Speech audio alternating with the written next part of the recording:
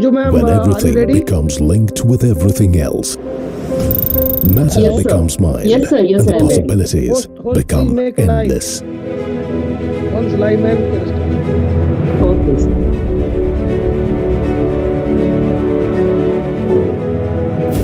Imagine 50 billion IoT connected devices by 2020. Now, imagine the economic impact of these connected machines. $4 to $11 trillion per year by 2025. Wearable devices, environmental sensors, agricultural machinery, components in a vehicle, or devices in homes can all be connected to deliver insights and drive trans.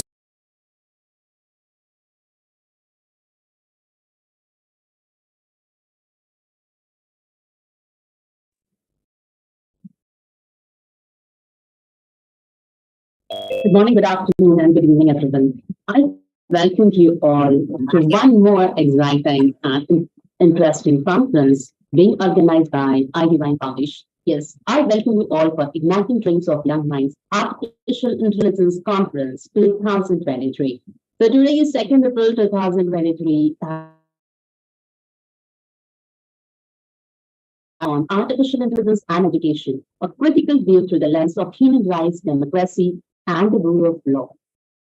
We all know that, yes, artificial intelligence, it has become a mostly discussed hot topic, especially when we related to education, because we know how the changes are going on very quickly. Because technology has always played an important role in education, but the current use is more prevalent with every thanks to the increased availability of smart devices and web-based curriculum. With the rise of artificial intelligence in education, there are many different ways it is being used to help the students learn. So we'll be discussing more about it in this conference. And before starting with it, I would like to welcome the chief guest of today's function, Colonel Nikhil Devani, sir, guest of honor, Dr. P. Rajput, sir, and also Major Mohammad Ali Shah, sir, will be there with us in a few moments, I think. And all the guest speakers who have already joined with us. And there are many more who will be joining as per their schedule. And yes, let's start. Nikhil Devani, sir, are you there? इसको sound में connect करके देखें क्या थोड़ा slow कर लेंगे Dr. Anjum, I'm there. I'm just Dr. Anjum, I'm very much there. You can see me now. How are you? Yes, sir. Yes, we are okay. I'm good, sir. How are you? So, sir, we'll be starting from you. Yes, sir. Okay. As I already told, we have the topic today, artificial intelligence and education. So, sir, once again, I welcome you as the chief guest of today's conference. And, sir, we are starting from you. And so, we would like to hear from you about today's topic, artificial intelligence and education. Thank you. I will start it on a very light note because the topic actually is very serious, right? So, my teachers always found me intelligent. And once I got married, my wife now thinks that is all artificial intelligence.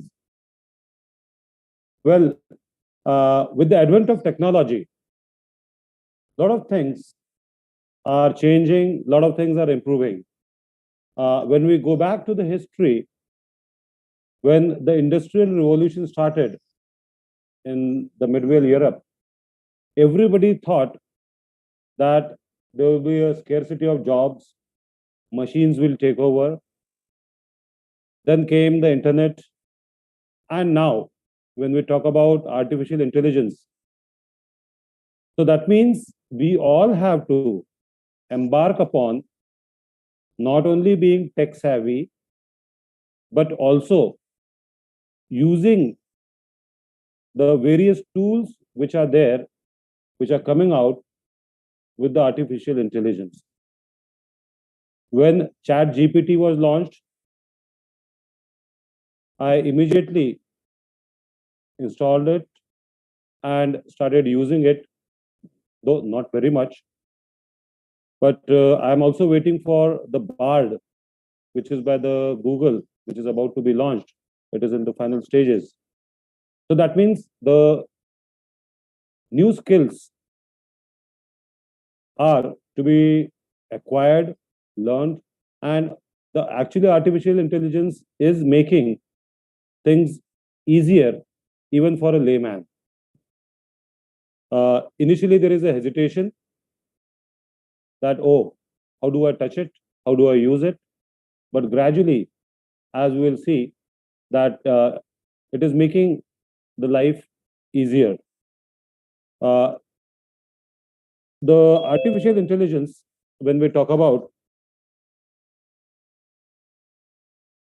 is basically the aspects in it that the system, and it is an inhuman system. Inhuman means non-human rather, system which actually thinks rationally as well as acts like human.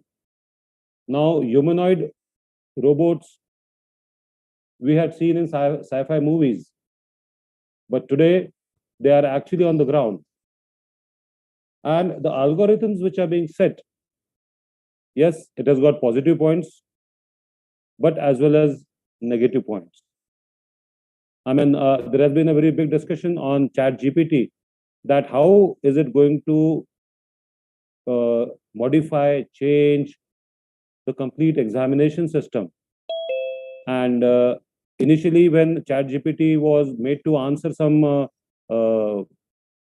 examination papers, it came out that the students were able to do it much better than the ChatGPT itself. Anyway, ChatGPT is also in a growing stage, and as we keep using it, it becomes more and more important. Initially, it all started with I will not call it weak artificial intelligence, but narrow artificial intelligence, which was for only specific purposes, right? Like, for example, Alexa or Siri, they have a very limited purpose, or even the self-drive cars and all. But the strong AI is actually the artificial general intelligence which is used, and it can perform the multiple tasks. And now we are moving towards the artificial super intelligence as well. So that means years to come, the humans will have to evolve with a lot of skills. The parents and teachers will have to really control the usage or monitor the usage by the young ones, the students, and not take their career only based on the these tools which are available. With this, I end myself and request the other members to kindly participate. And I thank Dr. Anjum and a big Jai Hind to all the members who are there with us today. Thank you. Thank you very much. Thank you. Thank you very much, sir, for this wonderful start of the conference. And it said by you, yes, we are going to like the development of the fields, even like artificial intelligence. It was my research topic. I did my research in that. And I know when a few years ago when I started with the research, and now the phase of artificial intelligence that we are saying, it is really changed in the last few years. So it is in a progressing stage, and we are coming up with one more of research in this and more of concepts in this. And let's see what other speakers have to say. And just for this, I call upon a guest of honor for today's function and one of the strongest pillars of Idymaic, Dr. P.K. Rathod, sir. So please take over the stage. Thank you so much, Jai Hind, Colonel Saab, and with a lot of respect to our chief guest, we're very happy to listen to you and Dr. Anjum ma'am and so many other our wonderful brothers and sisters from the entire world, the Muslim brothers and sisters. Once again, a happy Ramadan to everybody. Please accept my compliments. So today we are talking on AI part, and for me, technology is one of the very favorite subject for me, because basically from the pharmaceutical industry, when we talk about the drug discovery, we talk about the new things and all. And when I go and give my talk to the engineering students or MBA student, I always say that technology has to be embraced now. So let me tell you something more about it, because I keep on learning about the technology, and I'm sure you all will really love the things. Before to it, I read one of the beautiful Sanskrit shlok. Anjum ma'am, because you know Sanskrit very well, being in the Chandrapur and being the professor there. Nahi gyanen sadrishyam pavitrama vigati. Again, I repeat, nahi gyanen sadrishyam pavitrame vigate, means there is nothing more sacred than knowledge. And which I read it when I was, today I'm talking to you from Darjeeling, right? I'm on my family holiday and I went to Kalimpong, a science center, which was developed a couple of decades back. And there it was mentioned when I saw all the statues of all the Nobel Prize winners of India. Right. So it has again given me a boost that whatever we are talking about this, the technology is one thing which is going to make India shine. So now let me tell you a brief on that, which I was reading a lot. In 1950, you will not believe, AI was mentioned in Elon Turing paper, and it is there. Then in 1955, John McArthur has given the name AI. 1955. Today, it is 2022. Then 1970, the recognition started on artificial intelligence. 1981, fifth generation meeting, it was discussed. Now, after coming to the Chat GPT 4, see, till today, it is Chat GPT 3.5 and 3, where the OpenAI people, they have given from where they have collected the data. Now, since Chat GPT 4 is to be launched, it has yet not launched, right? And a lot of the data has been taken. Believe you me, there is a lot of discussion is happening there. Elon Musk, an Apple co-founder, and 1,000 technological laureates are showing concern that for AI as a 6 months we have to give pause. And it was very, very open discussion. Why I'm saying about it? Because AI is going to rule the roost. And at the same time, the people who are the tech savvy, they are thinking that if AI is going to be taking care, then in 15, 20 years of the time, AI will be more than the human intelligence. And this, I was seeing a TV serial where I was discussing, then I Googled the thing and I found it was correct. So as I can be a danger in the security and humanity. But this is one part of it. Everything has having the positive part, everything has having the negative part. Like you know that the cloning is being paused. Same way they are requesting, Mr. Elon Musk is requesting that 6 months we have to give the pause, which is very important. It means they are seeing that AI is going to take a lot of things which is going to happen.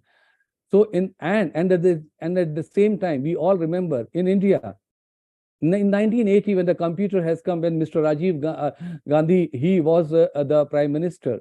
So a lot of the negative thing was spoken that how it can move. People were scared about it. I'm talking about the India per se. But today, nobody can survive or revive without a computer. So why AI is the way forward? Now, this is the total scenario I like to highlight it. Why AI is the way forward? Why we are adopting I've been adopted, why have become a part and parcel of the AI? From healthcare, which I already said about it, I love technology. I'm a part of technology. And Anju ma'am, we are also from the technology background. You always teach us the thing. So you will also understand about it very well, apart from such a great panel member here. From healthcare to the education, in every sector, the intervention of AI has increased a multiple fold. So that what exactly is AI and why it is called the next big thing?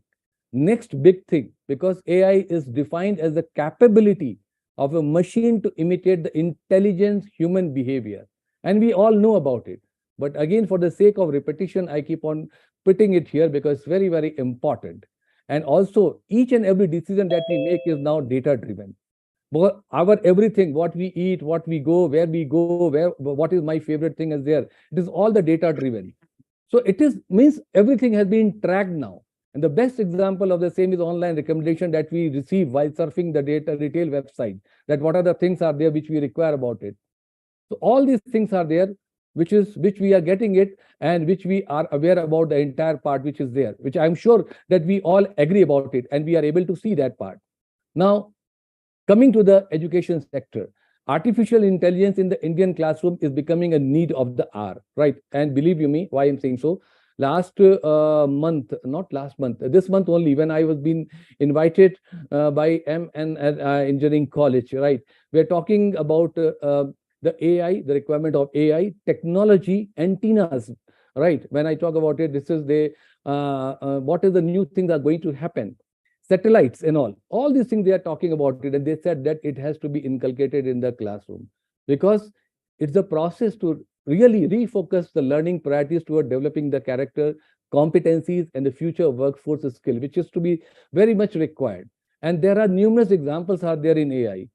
Sir was talking about the chat GPT. Let me again add on this thing that even the Punjab and Haryana government, they have taken the help of the AI to finalize one of the decision in the criminal case. And the chat GPT has given the decision, it has come in the news, it has come in the paper. So means people are getting relying on the AI part as well. And at the same time, when we talk about, like, if you come the data analysis, what the human does, AI do in a very, very limited time of it. Now, basically on the education, since we are talking about the education, so it is going to help in the multiple way. Personalized education, because what I have seen and noticed while talking to the people, AI system can adapt to the individual student learning and grasping abilities. It is very much important because all are not same. It can also find the strength and the weaknesses of the student, and how much we try as a single teacher, the AI can help in segregating the thing, which is very important. It can assist to the teachers in the multiple way to handle the multiple responsibilities. And most of the people, most of the dignitaries, they are teachers here, they are the school principals here, they are the college principals here. They can understand that how it can make a lot of change, creating the mark sheet and tracking the performance of every student, because the data is there. And AI can also help on accessible and inclusive education. Today we are talking about NAP 2020 guidelines. The complete things are getting changed. The skills are coming up. So when we talk on the skills part, AI can very well differentiate that what is my experiential learning and what is the multifaceted learning is required for the different student. Because in one class, there are 20 to 40 students are there, and they think in the different way. So in that way, we can segregate and we can give the clear-cut roadmap to them that yes, this is the roadmap for you, because and it should start from the 5th standard onwards. Why I'm saying so?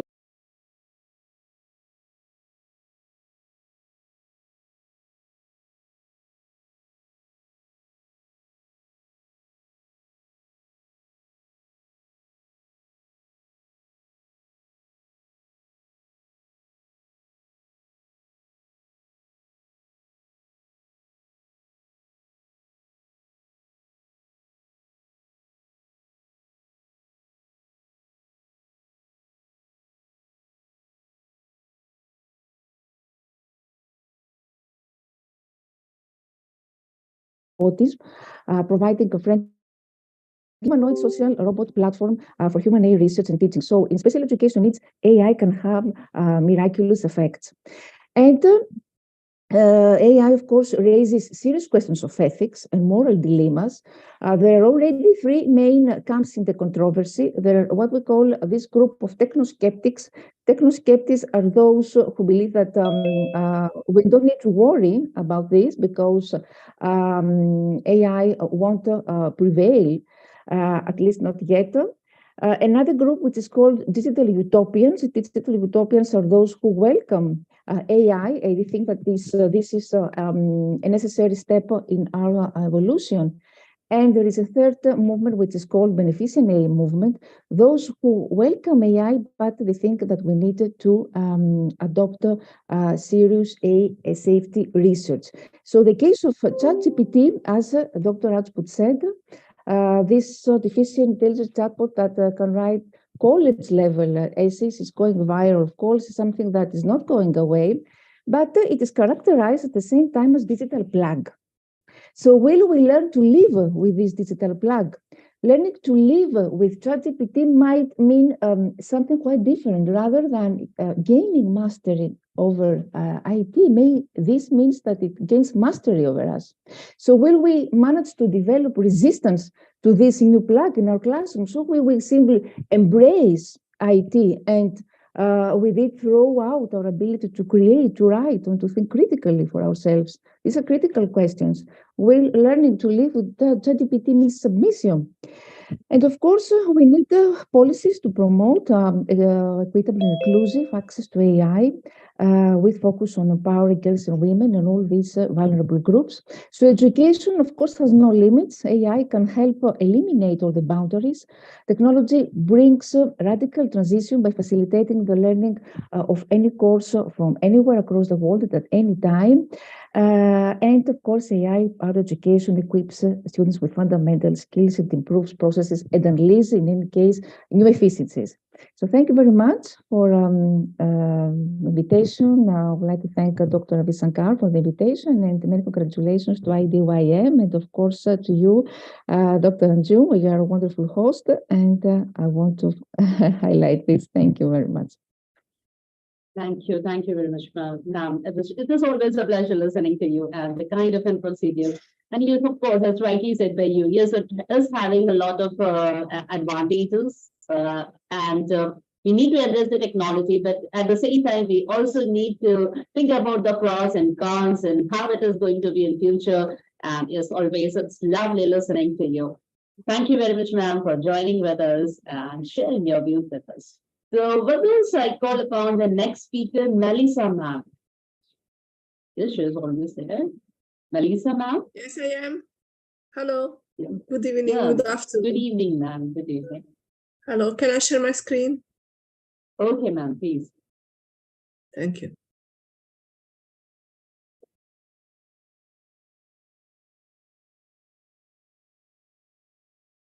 So, thank you again for inviting me during this important session about artificial intelligence and education.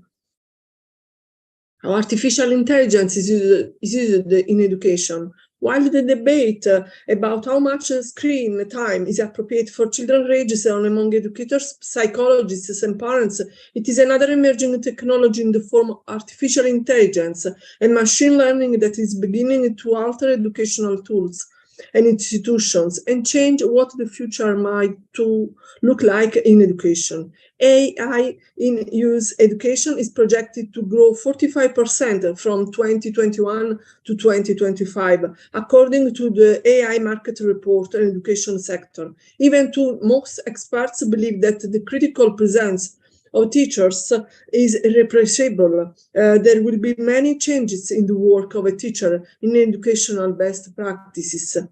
What about teachers and AI collaboration? AI has already been applied to education mainly in some tools that help develop skills and testing systems.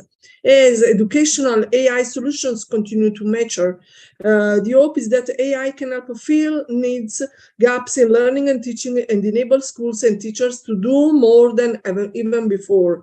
AI can drive efficiency, personalization, and streamline administrative tasks to allow teachers the time and freedom to provide insight and adaptability, unique human capabilities where machines would struggle. Leveraging the best attributes of machines and teachers. The vision of AI in education is one where they work together for the best of outcome for students. As today's students will have to work in a future where artificial intelligence is the reality. It is important that our educational institutions expose and use the technology. Differentiated and individualized learning. Tailoring learning to an individual student's particular needs has been a priority for educators for years. But AI will enable a level of differentiation impossible for teachers managing 30 students in each classroom. There are several companies in which learning is currently developing intelligence education design and digital platforms that use artificial intelligence to provide learning, testing, and feedback to students from kindergarten to college level, which gives them the challenges they are for ready, identify gaps in knowledge and redirect to new topics and when appropriate. As AI becomes more sophisticated, it may be possible for a machine to read the expression of a student's face that indicates they are struggling to grasp a topic and will edit a lesson to respond to this. The idea of tailoring the curriculum to each student's needs isn't viable today, but it will be viable for AI-powered machines. Universal access for all students. AI tools can help make global classrooms available to everyone, including those who speak different languages or who may be vision or hearing impaired. Presentation Translator is a free PowerPoint plugin that creates real-time subtitles for what the teacher is saying. This also opens up possibilities for students who may not be able to attend school due to illness, or will require learning at a different level, or in a particular subject that is not available in their school. AI can help break down silos between schools and between traditional grade levels. An educator spends an enormous amount of time grading assignments and tests. AI can step in and solve these tasks quickly while offering recommendations on how to fill learning gaps. While machines can already grade multiple choice texts, they are very close to being able to grade written answers as well. As AI steps into automate admin tasks, it allows teachers to spend more time with each student. There is a lot of potential for AI to create more efficient application and admission processes. Tutoring and support outside in the classroom. Ask any parent who's struggled to help their teenagers with algebra. They will be very excited about the potential of AI to support their kids when they are struggling with homework or test preparation. Tutoring and study programs are becoming more advanced, and thanks to AI, and will soon be more available and responsive to a variety of learning styles. There are many other AI applications for education being developed, including AI mentors for students, further development of intelligence content, and a new method of personal development for educators throughout virtual global conferences.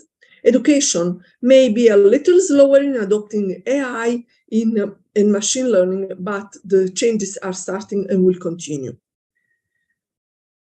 UNESCO invites us to reflect. Artificial intelligence, according to UNESCO, has the potential to address some of the biggest challenges facing education today and innovate teaching and learning practices. However, it acknowledges that rapid technological developments also bring risks and challenges. The organization has therefore said it will commit to supporting member states in using AI technologies to achieve the Education 2030 agenda, while ensuring that the application of AI in education is guided by the principle of inclusion and equity. The aim is therefore to promote a human-centered approach to AI, ensuring that everyone can benefit from the technological revolution and access innovation and knowledge. In addition, UNESCO has developed a publication to promote the readiness of education policymakers in AI. It is an ebook entitled Artificial Intelligence in Education, Guidance for Policymakers, which will certainly be of interest to professionals in the political community and education, and aims to generate a shared understanding of the opportunities and challenges of AI for education and its implication. And what about European Union? I am Italian, so I am a part of the European Union. UNESCO is not the only organization that has addressed the issue. The European Commission recently published the ethical guidelines on the use of artificial intelligence and data for teachers. These guidelines address how AI is being used in schools to support teachers and students in learning and administrative tasks. The guidelines are part of the Digital Education Action Plan 2021-2027 and were created by a Commission expert group made up of professionals from education, academia, the private sector, and international organizations. The goal is to ensure that the use of AI and data in education is safe and protective for young people, and to promote a critical and ethical understanding of the use of AI in education. My speech is ended. I thank you again for giving me this great opportunity to speak you about my idea about artificial intelligence and education. And thank you again. Thank you very much, ma'am. Can you just stop sharing the screen, ma'am? It was a lovely presentation, and in a very short time, we just actually discussed so many things about how AI will be helpful for the educators, and especially the special feature which I like, that even when the parents they are struggling to help their children in solving something or any kind of a document, that is going to be helpful for parents also. That is really a very good thing. I think Dr. Sir has to say something. Yes, sir. I was listening very carefully, and let me tell you, in India, right, Indus International School has already developed 21 Eagle robot, 21 Eagle robot, and they are giving a teaching to the student from the class 5th standard to class 9th standard. And these robots, 21 robots are there in Hyderabad, Bangalore, and in Pune. So this is the development is happening.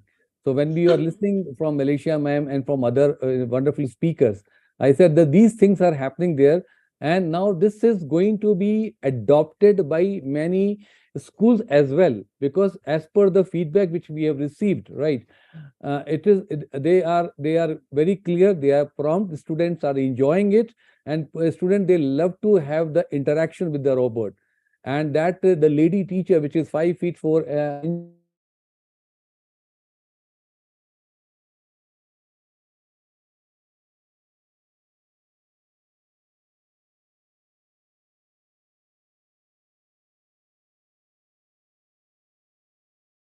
our India, and it is expanding like anything.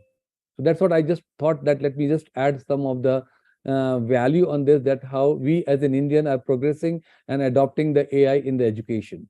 Thank you so much, ma'am. Yes, thank you, so much, sir, for sharing your views again with us. And yes, of course, that is going on, and that is again difference upon how the educators are using it, how we are using the technology. So we have our next speaker is also ready, Rajan Roro, ma'am, from Indonesia. Ma'am, please take over the stage. Thank you for the opportunity to stay here in IDM Foundation. Let me introduce myself. My name is Raden Roro Martiningsi. I come from Indonesia. I agree with what Dr. Rajput says. I agree very much. What is artificial intelligence? Artificial intelligence is a simulation of human intelligence processed by machines, especially computer system. Specific application of artificial intelligence includes expert system, natural language processing, speech recognition, and machine vision. And how does artificial intelligence work? As the hype around artificial intelligence has accelerated, vendors have been scrambling to promote how their products and services use it. Often, what they refer to as artificial intelligence is simply a component of the technology such as machine learning. All requires a foundation of specialization hardware and software for writing and training machine learning algorithms. In general, artificial intelligence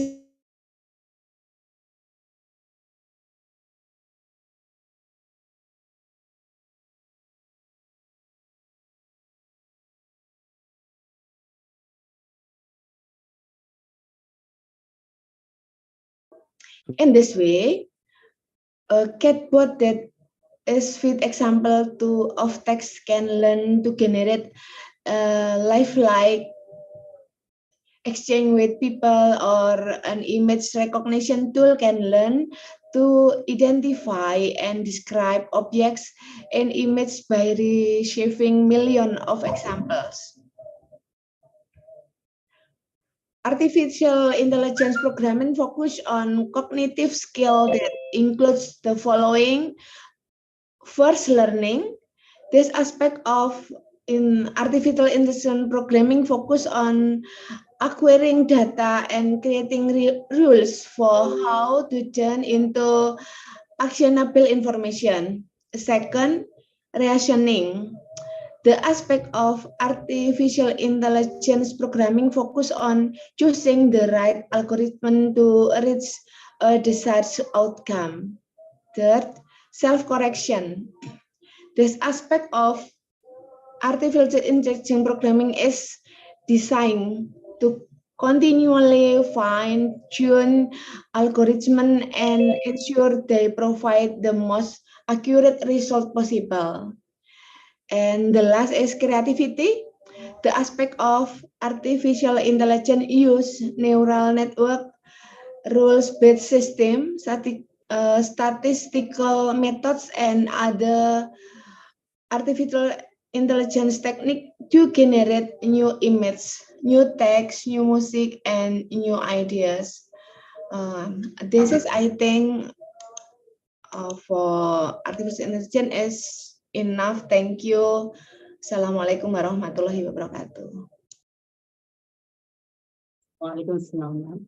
And yes, it was really good to listen to you again, your view of artificial intelligence. It was really nice listening to you, as always. And yes, that was lovely input been given by you. And that is, I call upon the next speaker. I think Laura, ma'am, is not yet. Just let me check her. She is not joined. So I call upon the next speaker, Patricia Bulvina. Patricia, ma'am. Good morning, good afternoon, and good evening to you all. Thank you so much, Idym, for giving me this opportunity to be with you today, whereby I would like to share a bit of artificial intelligence, some of the activities that are being done in my country and in the continent as well.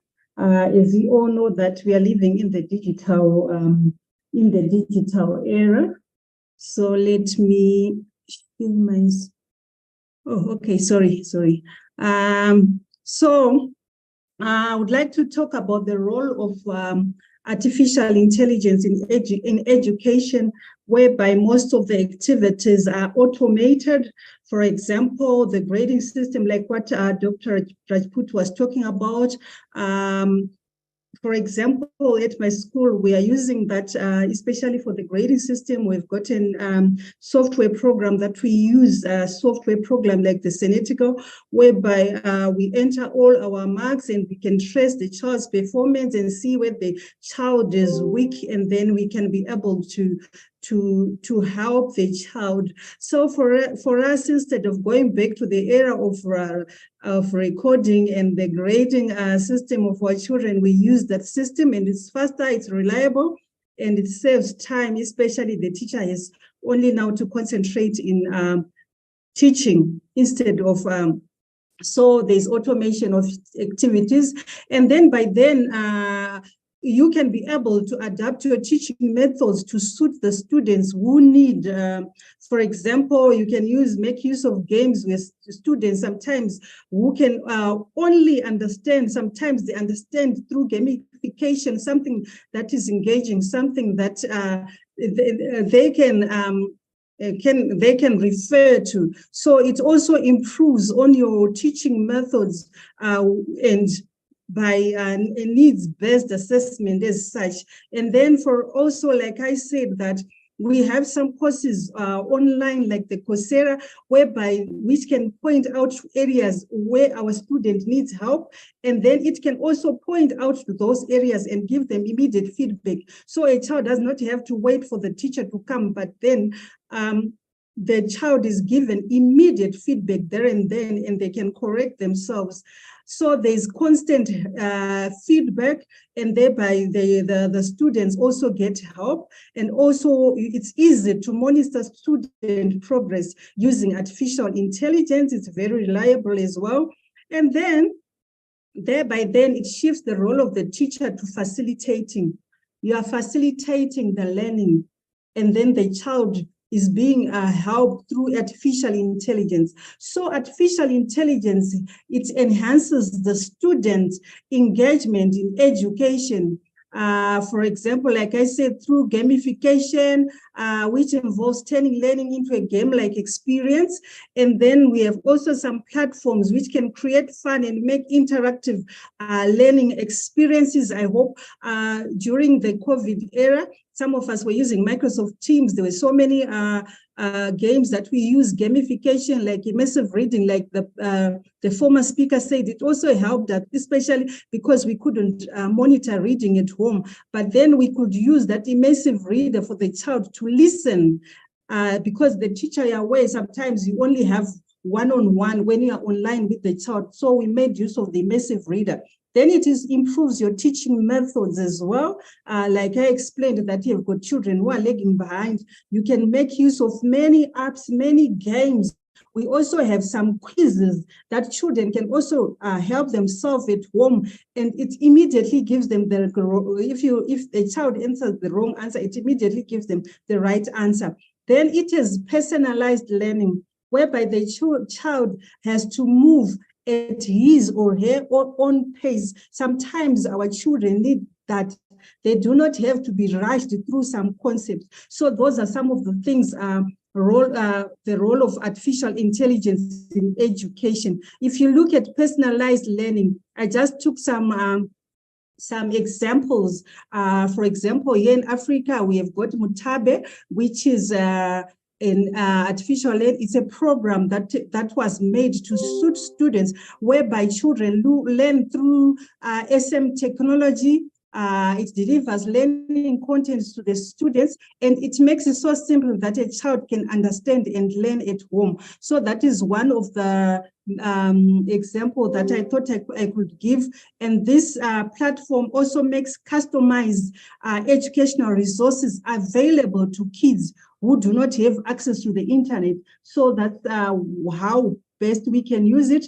And then another example is the Bota from Ethiopia, which is a software, which is used as a software as a service platform, and it lets users connect to an AI-powered chatbot, either to their Facebook page, which teacher courses where the teacher creates on the Bota web app, and it allows our children to learn. So instead of children going on our social media platforms to engage in different activities, they can use that the Bota program, which is a chatbot, and it is used for children to learn. So that's another way of encouraging our children to use social media. And then we also have what we call the Slate Cube, which is also used in Nigeria, which is also a technology company that develops platforms for learning and workforce development.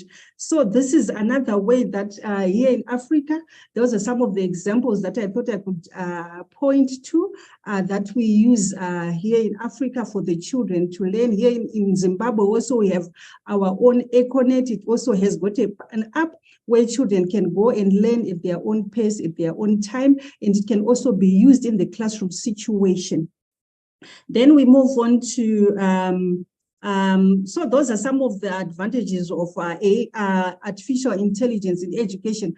But now, looking at our economy, it comes at a high cost.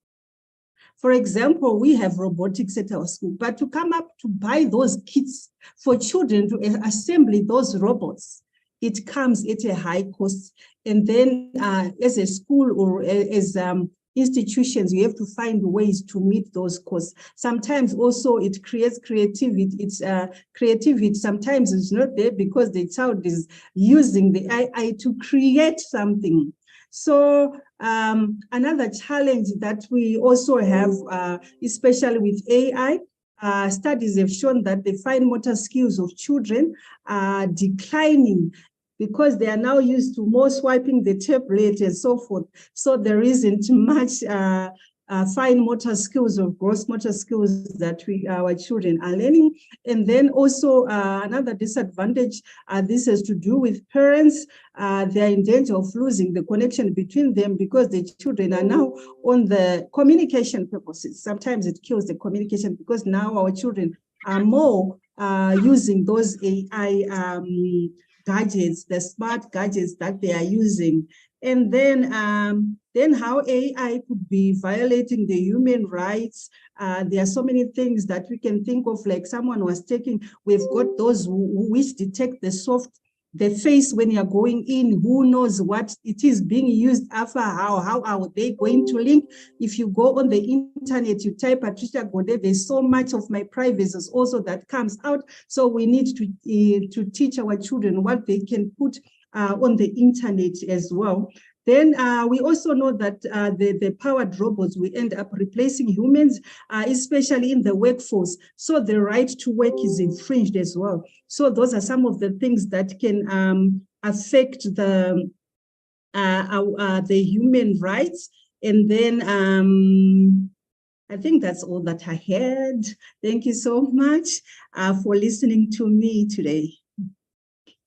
Thank you so much, ma'am, for joining us and for the wonderful presentation. And I will say, like, you were speaking with a vision. In fact, yes, of course, many speakers have spoke about the artificial intelligence and its use in education. But the unique thing is I found in your presentation was you also discussed about how the pros and cons, both the advantages and the disadvantages, and how it will be violating human rights. In fact, yes, being like a as I already told, I also work in artificial intelligence, and I do more of the coding part. We are actually involved in that, and there we are actually very careful about that, about following all the ethics and all. And it was something like the title of the conference that we are having, Artificial Intelligence and Education, a critical view through the lens of human rights. So that is what this came up from your side. So very close view of that. So thank you very much, ma'am. Right. Thank you very much for. Thank you so much. Then I forgot to share my screen there. Sorry, the last slide. How we, as a school, my school, we got the drones club there, the robotics club, and here in Zimbabwe. And then you can see our grade one children. We teach them on coding, on programming. So there are so many. They learn Scratch. There are so many things that we do. Thank you so much. Thank you so much, ma'am. And thank you so much, ma'am. It was very pleasure listening to you and your presentation, But this I call upon the next speaker, Dr. Sir. Yes, what we must appreciate Patricia, ma'am, because we understand about the entire Africa, and what the children they are doing it, that is the real need of our. So what she said about the pros and cons about the things, but ultimately we have to adopt it. The only thing is how we can prune, that is the maturity which we have to inculcate in that, right? And at the same time, what she said about the cost, of course, you have to inculcate the cost, which is very important. And feeding the thing, what she said about it, it is also very important. So tomorrow the requirement is the right thing, the content and the context. These two things are very important for the coming time. And if you have the right contact with the right context, I think it is going to explore. So I really appreciate always the Patricia ma'am's point of view. And at the same time, I always say that we have to be the teachers, the educators has to be more clear what they are going to feed to the student. Like the last slide, which just now she has shown about it, that they are teaching the student, the young student. It means you are opening their mind, thinking of the creativity is coming up. And that is the creativity which is going to help all of us to further go ahead as per the requirement of the world. Thank you once again for giving me little time to speak on this. Thank you. Thank you very much. So, and yes, with this, I call upon the next speaker, Dr. Vijay Caroline, ma'am. Caroline, ma'am, are you there? No. Yeah, she's there. Yeah, we can see. Yeah. Sorry, my laptop is giving problems, so I joined with the mobile. Okay, thank you very much, ma'am, for inviting me. I'm Dr. Caroline from India. Good morning, good afternoon, and good evening to all the global leaders who joined IDYM platform, a prestigious platform. And the topic chosen is very high, and it has to be discussed in a great way. And I really appreciate Patricia, ma'am. She has touched every point. I'm a professor and counseling psychologist and chairman of the Life Foundation and managing director of Wish for Humanity United International Royal Council. Artificial intelligence is playing a vital role in day-to-day life, especially human being lives, and it is created by human beings. It is a simulation of human intelligence in behavior and thinking, and we notice artificial intelligence in high standards, where the machine learning is playing a great role in artificial intelligence. And we know that we are making our life more sophisticated and smooth with the support of artificial intelligence. As Patricia ma'am said, even in education, it is playing a vital role. And I notice even in our day-to-day life, everyone know we are using Google Map.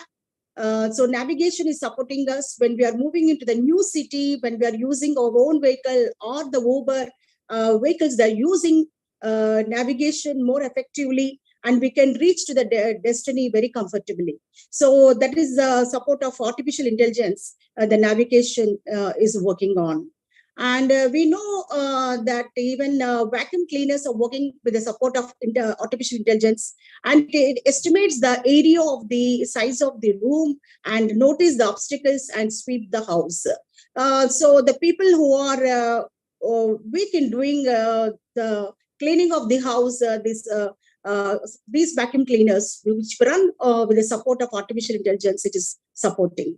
And especially, I noticed very recently in Hyderabad, there is a building. It was touched with, it was with a fire, and great heights. The people, the fire workers, they're unable to reach to the heights. Nowadays, we are constructing the apartments in great heights. So when it caught with the fire, and the people are unable to, to reduce the fire more effectively, and the drones has to be used. So the drones also, we know very well, it is work with the support of artificial intelligence. So certain drones, especially to be used in every city, they have to be available. Even with the fire workers operation system, the drones has to play a vital role in reducing the fire. So in this way, if we notice that nowadays we are taking the assistant of Siri, the Apple, Google, using this Google Assistant and Siri, Alexa, we are taking up. And we know very well the YouTube's also with the support of artificial intelligence, that when we check any videos, immediately we get all the liked videos. So everyone knows about it, but I feel that artificial intelligence is playing a vital role in every aspect of our life, where we have created with our intelligence. But unfortunately, the employment is getting reduced. The human are making use of the artificial intelligence in every area, in banking, checking up the fraud, and you know that big data, the data, everything has to be protected, that we can be secured with the support of artificial intelligence. And in the healthcare, that medical assistance also, that is diagnosis, can be done very comfortably with the support of artificial intelligence. Every area it is playing vital role, but in future, this has a great role. But unfortunately, the employment, the people will be in fear of having employment. We know very well, especially India, youth are facing a lot of problem with the unemployment. There is a lot of competition, and this because of the artificial intelligence, people may lose their employment. So any intelligence, any knowledge which has been created by human being, we have to notice that it has to support human. Of course, artificial intelligence is supporting every human to have the very sophisticated and comfortable life, but it has to be created in such a way human need not to be in fear or in fear of losing the job, that they will be with the financial lackness. So I feel that, and as Patricia ma'am said, in education, artificial intelligence is playing vital role, and the teachers is facilitating teachers to give proper knowledge to the students. So I feel that artificial intelligence is very important. But only thing is, as I'm teaching for engineering students, I notice that other core subjects like mechanical, civil, triple E, they are neglected. Only the people are focusing on artificial intelligence. And we know the recession is high in US and Canada and other countries. So people need to understand that other core subjects like biology, physics, chemistry, all those subjects are also equally important along with artificial intelligence. Then only we can lead a happiest life. Thank you very much for giving this opportunity. Thank you very much, ma'am. And as said by you, yes, even I'm from engineering sector, and I know nowadays people are giving more importance. Earlier it was CSE. People used to give more importance to CSE. Now it has become more refined that there is a special branch called as AI, artificial intelligence, and people are just running behind it. You just need very high scores to get into this branch nowadays. Now, Everyone is running behind. Yes, we have 6 sections of artificial intelligence and machine learning. Yes, And triple and also 30 students, that one section with 30 students. You can imagine. Yes, this is the case everywhere, all around India. Thank you very much, ma'am. And yes, to continue with the I'd like to add, thank you Yes, so sir. much, Caroline, Yes, ma'am, sir. because you always add lot of the positivity and the knowledge which is there, which is important. But at the same time, I'm not talking about the pharmaceutical part because I have the knowledge of, I am getting the knowledge from the different industry. 4 billion job will be available by 2025 if the people will be trained in AI part. This is the report which recent report from the McKinsey has come. Recent report from McKinsey, right? So 4 billion jobs. So that is the reason people are running towards it, and especially in the engineering colleges and all, where Dr. Anjum is there, you are there, people they are adopting it because they understand the things are there. But at the same time, it is not only AI cannot be based only on the one segment. Today, the AI is the requirement for every segment. You take a smallest part of it, right? You can have this, you can go to the medical, you can go to the education, you can go to the any part of it. The only thing is, when the computer has come in 1980, yeah, I once again repeat it, people were afraid about it, that how computer is going to take the job. Today, without computer, we cannot survive, right? Because it is there in our PAM. So it is not the job will be created. It is the cake which is getting expanded, and people have to take that particular slice of the cake, which is going to help them. It is not going to get reduced. The people who think about it, that yes, what is going to happen? So you have to upgrade yourself. That's why the new knowledge has come, skilling, upskilling, reskilling, which is very important. And that's why with the 40 years of the experience, we keep on talking about it, that the learning is never ever ending. It's not today we talk on the industry of the pharma, where we talk about the latest drug discovery. And that is the reason we talk about that it is required about it. But no, now there's so many other things which is required. So I like to put it here that, of course, the negativity part is there, but we should not see that black spot on the whiteboard. I will like to see that the whiteboard is very, very open, and we can paint it in a much beautiful way if we all are aligned together across. And we should put the things in the right perspective. So with all the respect to the educators, this is which I keep on going and meeting with the students or the professors or the dean of the university in the different colleges, and start speaking to them that what they are doing it. Believe you me, ma'am, I met the 75 researchers student there, which they attended in Allahabad, right? They're all the PhD students, right? They have come from the different part of it. They are so much eager to develop an app related to the different part, because they want to go in the space segment, they want to go in the different segment. So they are so much open, they want that everything should be there, and they are making it so economical, which is a real mind-boggling part. So because I love technology, I respect technology, that's why I'm so much engrossed in this. And every second day, McKinsey is sending some of the report related to that part also. Thank you so much. Thank you for. Yes, what you said is right. Every knowledge has to support human being to lead a prosperous life, a peaceful life. That is very important. Thank you, sir. Yes, sir. And as said by Rafa, sir, we need to always improve our skills. Yeah, sometimes we fear that, okay, that artificial intelligence is going to take over all of us. We are going to lose jobs and all. But the thing is, we should keep on updating ourselves, upgrading ourselves, and of course, we should go with it. And with it, I call upon the next speaker, Hadiana ma'am from Indonesia. Hello, am I audible? Yes, ma'am, you're audible. Please take Okay. yours. Good morning, good afternoon, and good evening to everyone. First of all, my deepest gratitude to the organizer, IDYM Group, Professor Mr. Nul, and our wonderful host today, Dr. Anjum. So the previous speakers already talked about some interesting topic related to AI, such as ChatGPT, immersive reader, and also how Dr. Raj would convince us how new vacancy will be available, and it's really amazing. I know that many people are getting maybe scared or confused about how is the future is going to be in the after ChatGPT and also AI innovation. But I think some of you might agree that artificial intelligence is revolutionizing education by making it more accessible, interactive, and personalized. That we have seen amazing presentation by Dr. Patricia, and yeah, it's really clear that there is advantage and disadvantage part, and it has the potential to revolutionize education as we know it and open up new opportunities for students and teachers. So, and however, as we embrace AI in education, we must also consider its potential and negative impacts. And I think the first thing that we can easily notice in AI is education can lead to a loss of human interaction and personalization. Like students may become isolated and disconnected from their peers and teachers if AI is used too much in the classroom. Remember, if it's too much, but if it's balanced, then actually everything is going to be fine.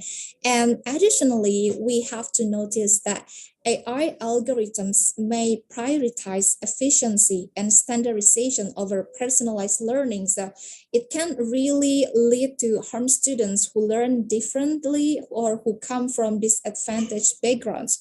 And secondly, I think the use of AI in education can also reinforce existing biases and discrimination. Because back again, with the AI algorithms might replicate and amplify existing prejudice and stereotypes. So it's going to, let's say, leading to unfair and discriminatory outcomes. For example, AI may be used to select students for certain programs or opportunities based on their race, gender, or socioeconomic status rather than on their merits. And thirdly, I think AI in education can also raise concerns about data privacy and security because we all know that AI relies on vast amounts of data function effectively, right? And this data can be sensitive and personal. So if this data mishandled or exploited, it could have serious consequences for individual and their rights as well. So actually, what can we do to address these challenges and ensure that AI in education is used in a way that respects human rights, democracy, and also the rule of law? I think first we must recognize the importance of human interaction and personalization in education. So AI should be used to enhance, not to replace. Remember, enhance, not to replace human teaching and learning. So teachers and students must be at the center of any AI implementation, and their needs and perspectives must be taken into account. And secondly, we must ensure that AI algorithms are transparent, accountable, and unbiased. Like this means like conducting regular audits and assessment of AI systems to identify and address any biases or discrimination. So this also means like establishing clear guidelines in the first place and ethical standards for the use of AI in education. And finally, we must also prioritize data privacy and security. This means like implementing robust data protection measure and ensuring that individuals have control over their data and how it's used. Because it also means like we need to establish clear rules and regulation around the collection, storage, and use of personal data in education. And one thing that we need to remember is AI algorithms are only as good as the data they are trained on.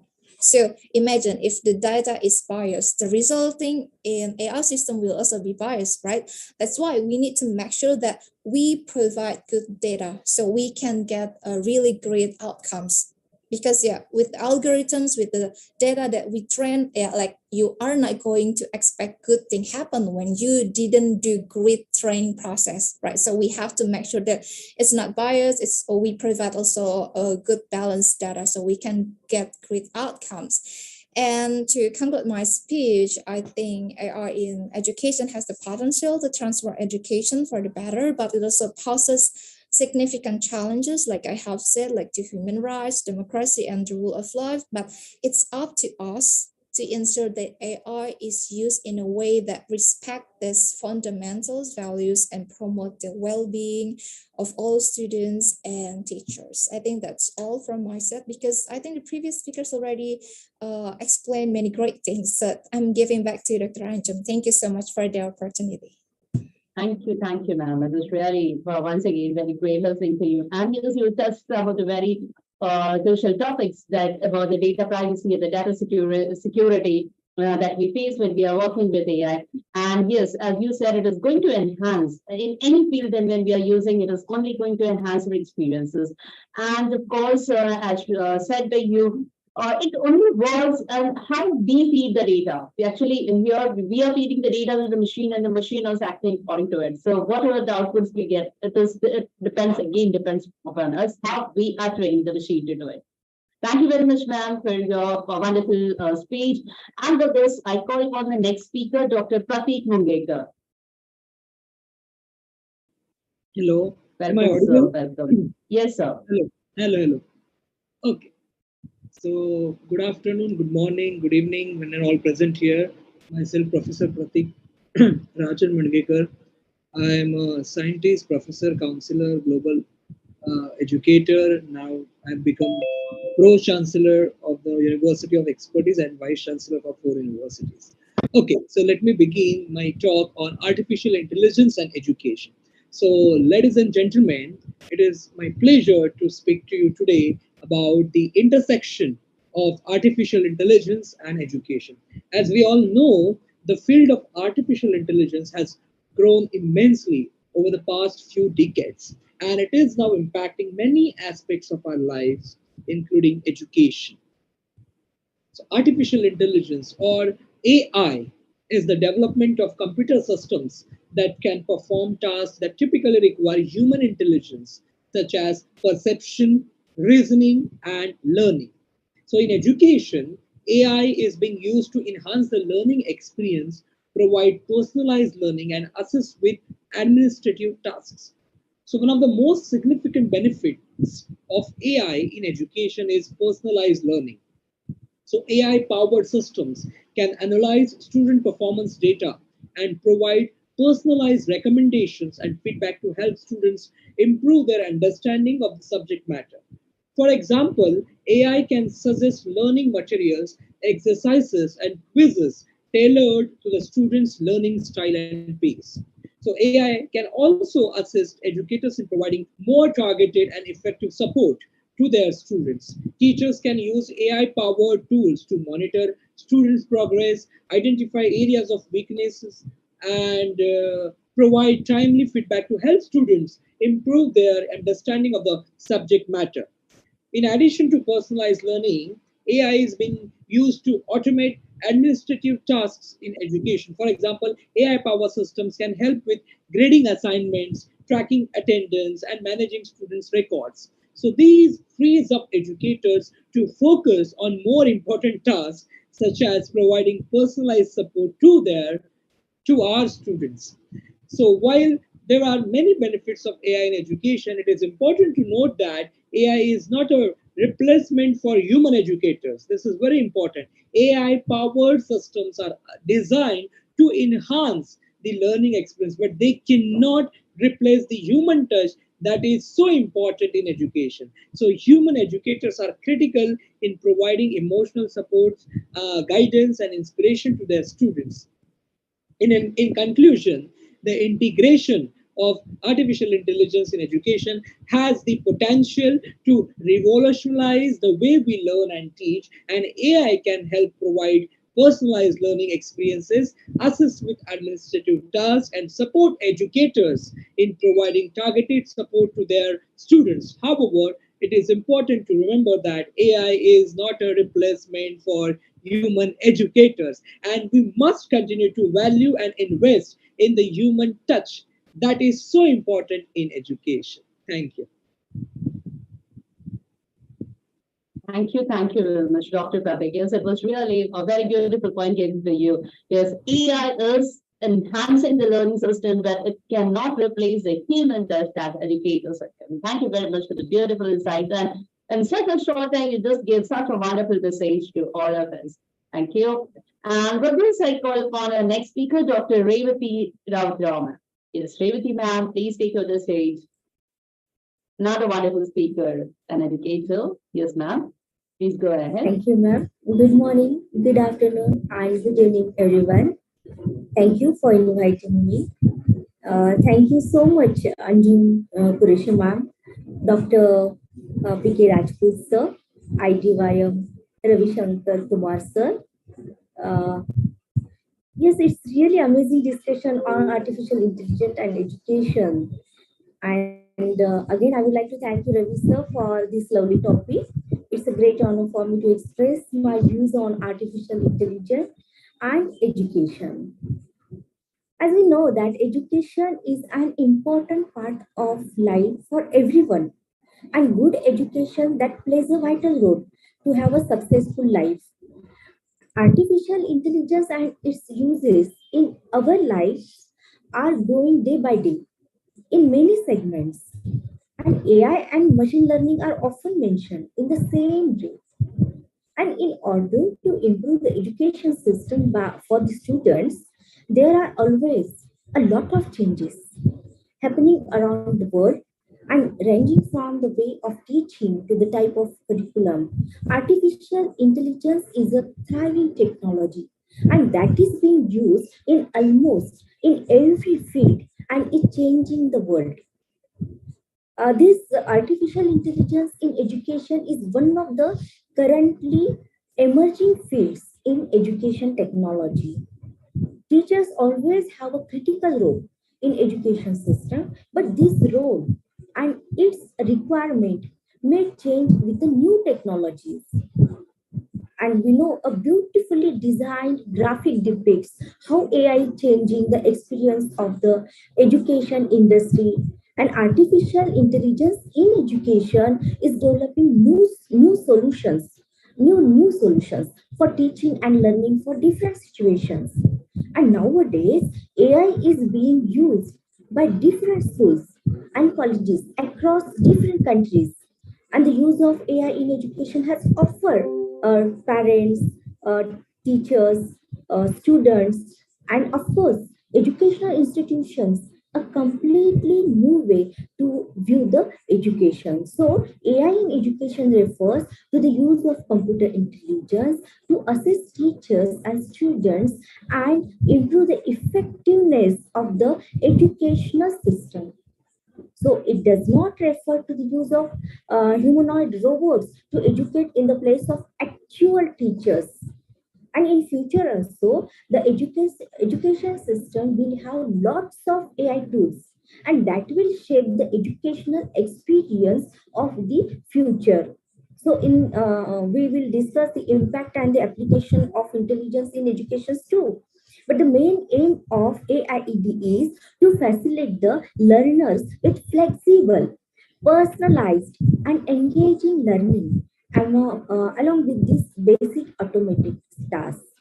So nearly all the MCQs that we know and fill in the blank types can have their grading systems automated with the help of AI tools, and they are getting very close to being able to assess the written responses. So teachers will have more time thanks to AI to make up for any gaps in the classes rather than spending it on these time consuming duties. So currently, some online courses providers use these AI systems based on the feedback to analyze the students' development, and they also notify professors of any serious performance issues. So students who receive immediate comments are better able to identify their mistakes and they can again improve themselves.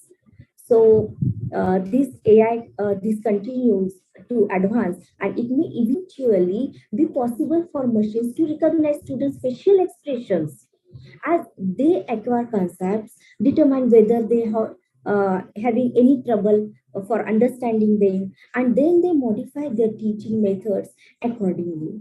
So students with learning impairments, like those who are deaf and hard of hearing, blind or visually impaired, face many difficulties in their life. So with AI-driven digital learning, students can learn anywhere, anytime. So as I would like to conclude that humans' primary responsibility will be to control the spread of AI.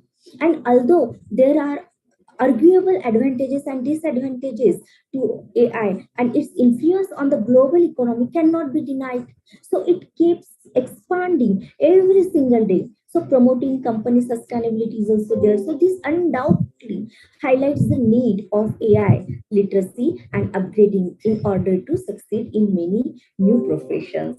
Thank you very much, IDYM, for giving me this opportunity. Thank you. Thank you very much, ma'am. Yes, of course, AI it has made the education system very flexible learning system we are having with it, and of course, like you were talking about.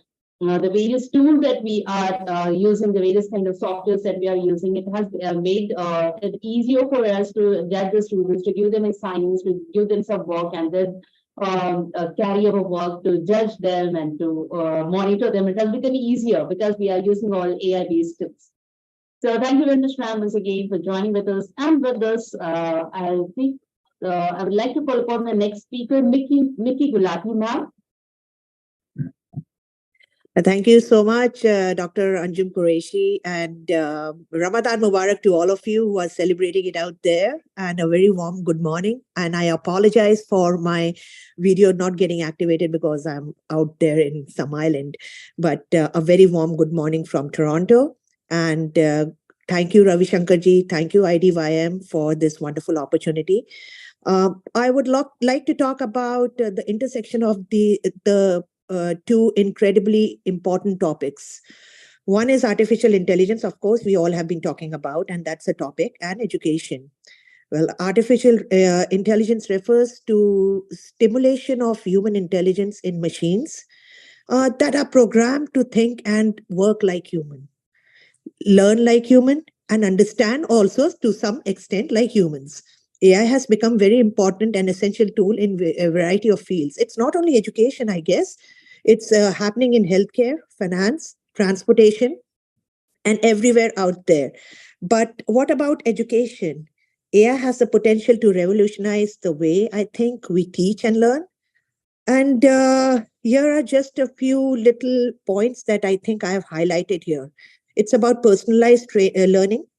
AI-powered algorithms can analyze data to identify each student's strengths, weaknesses, and learning style, which is very important actually vocationally as well during the informative years and the growing years of any child. And this information can be used to tailor the lessons and assignments that they want to do and take up in future, in their life, and personalized learning experience as well. Intelligent tutoring systems are also made there. Automated grading, I believe that AI has powered grading systems which can quickly, accurately grade assignments. There is one important point that I wanted to point out was predictive analytics. AI can analyze data to predict which students are at a risk of falling behind and which students actually need a little bit to gear themselves up. This, I think, should be very much made a part of schools, which they have started doing it out here in the Western world. Virtual assistant has always been there. But again, now coming back to the topic, AI has the potential to transform education by providing personalized learning experiences, automated tasks, and enabling effective assessment methods. However, there are also critical concerns about the impact of AI on education through the lens of human rights, democracy, and the rule of law, which is actually our topic today.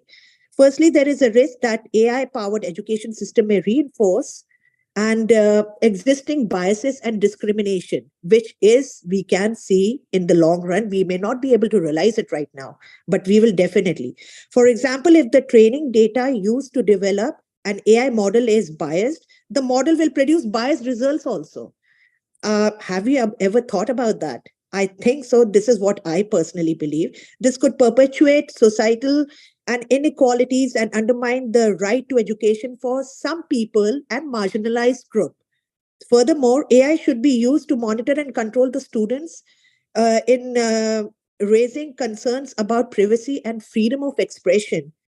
For example, if AI powered surveillance systems are used to monitor students' behavior, this could lead to a chilling effect on free speech.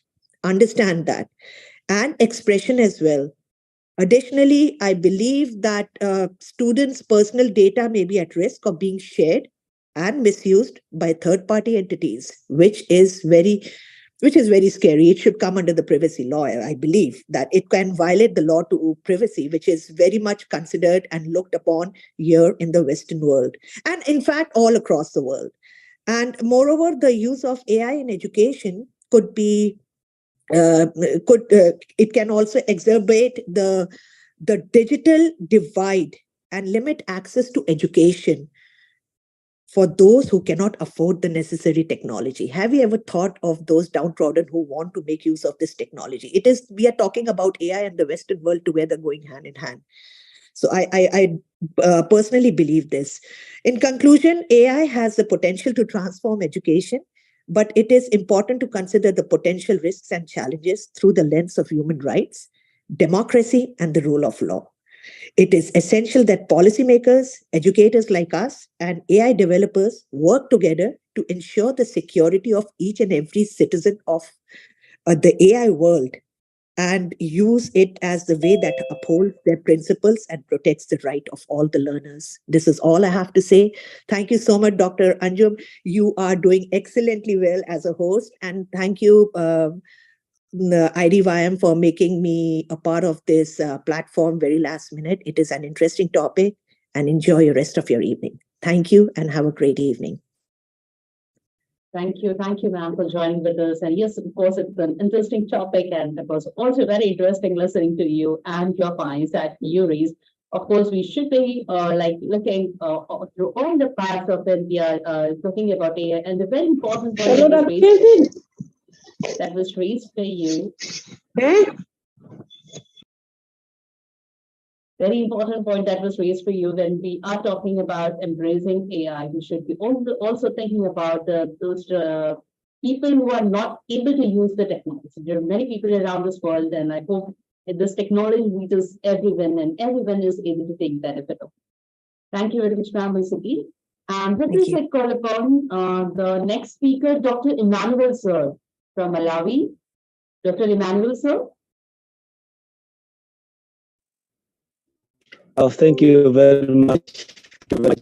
I'm very happy today because this is one of the very important topic that we are discussing today. Education started way back, but when we are talking about artificial intelligence today, that means the world has found other ways of promoting education, other ways of simplifying how we can learn in education. So I find myself that when we are talking about artificial intelligence, we are talking about some of the helping materials that will help students to understand, either in classes, whatever class they are. And also, we are talking about something that can help a student to understand better, more than just having some education in the class and whatever and all those things. But when what we call artificial intelligence, that means they have got other materials, other technology that can help these children to learn and even help the teachers to teach in their classes. So I find it very important that there is a very good link between education and artificial intelligence, moreover, worldwide. Let me give an example of a student who is learning in medics. Then for that student to understand better how the human body functions, he or she needs more about artificial intelligence. And these artificial intelligence are some of the modern words which are used in order to help our students understand how the blood vessels can work, how the heart can pump blood, how the brain works, and all those things. Without this artificial intelligence, we would not have known much about how the brain functions. We would not have also known how much our blood circulate in our bodies. So we find that all these are being helped by having the artificial intelligence, that are the technology way of running things. So education has been promoted all over the world. Why? Because people have been trying to bring in some other ways of teaching the children by using the artificial intelligence. So it's really very, very, very important for our students and even for teachers to learn more about what should be done and and how they can learn better in classes. Even if in the time of COVID-19, we understood that the people were learning through the online learnings, and this is the artificial intelligence that they were using. They were using the computer, they were using the phones, they were using other devices in order to continue education, because there was some sort of a standstill in the world. But because there was these artificial intelligence, other devices, so education continued during the time of COVID-19. So we feel like we are so much privileged because our friends are trying to promote education by bringing in some of these devices in terms of technology, which have got the artificial intelligence that helps our teachers, that helps students to learn the contents that are there. So I really appreciate what technology has brought in, because it will be very hard for us students. You know, things are so much complicated nowadays. So we need this artificial intelligence, because once you read in class and then you go back home, then you go on the internet, you can Google some of those information and you get the information, and it makes it easier for you to understand the information that you learned in class. So I'm really very, very grateful for the opportunity that was given to me today to take part in this one. Thank you very much, Dr. Jum, for giving me such an opportunity. Thank you very much. Thank you.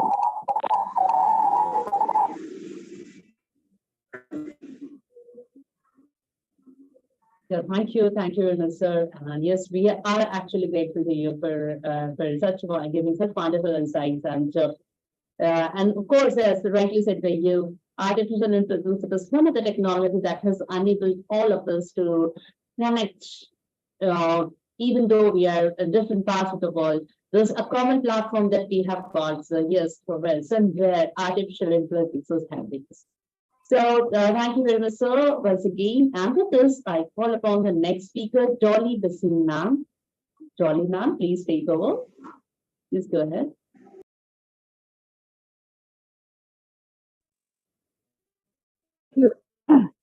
Hi, am I audible? Yes, ma'am, you are audible. Okay. So, good evening, everybody. Good morning, whatever time zone you people are in, and thank you very much, as a madam, to really give me an opportunity, and I really give me an opportunity to really present a very different perspective than whatever has been said.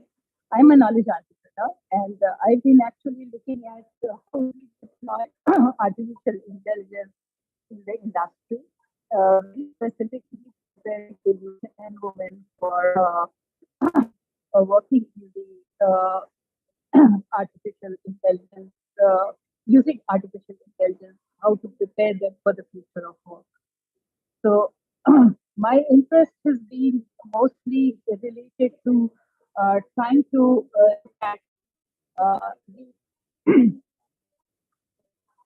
what are the real challenges that we have which need to be addressed very specifically in the education sector, because artificial intelligence has the potential to address some of the big challenges.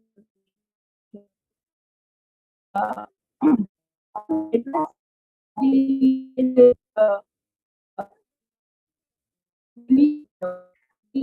innovate not only in the teaching but also the learning practices, and ultimately accelerate the towards SDG 4, that is education. However, these rapid technological developments inevitably bring multiple risks and challenges, which have so far outpaced the policy debate and the regulatory framework.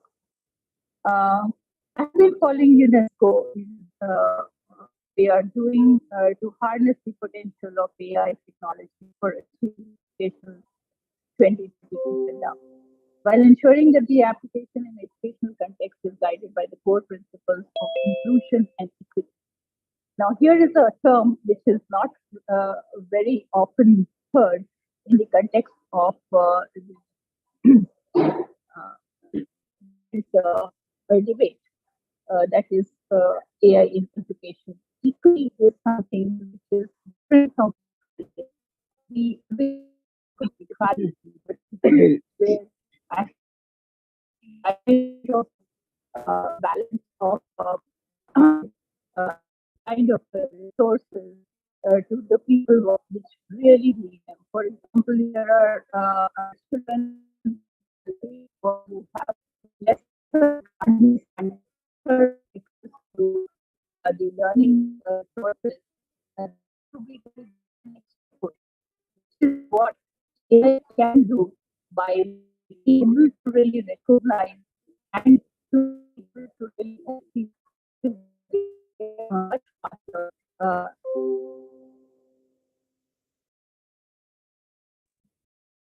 Ma'am, your voice is breaking.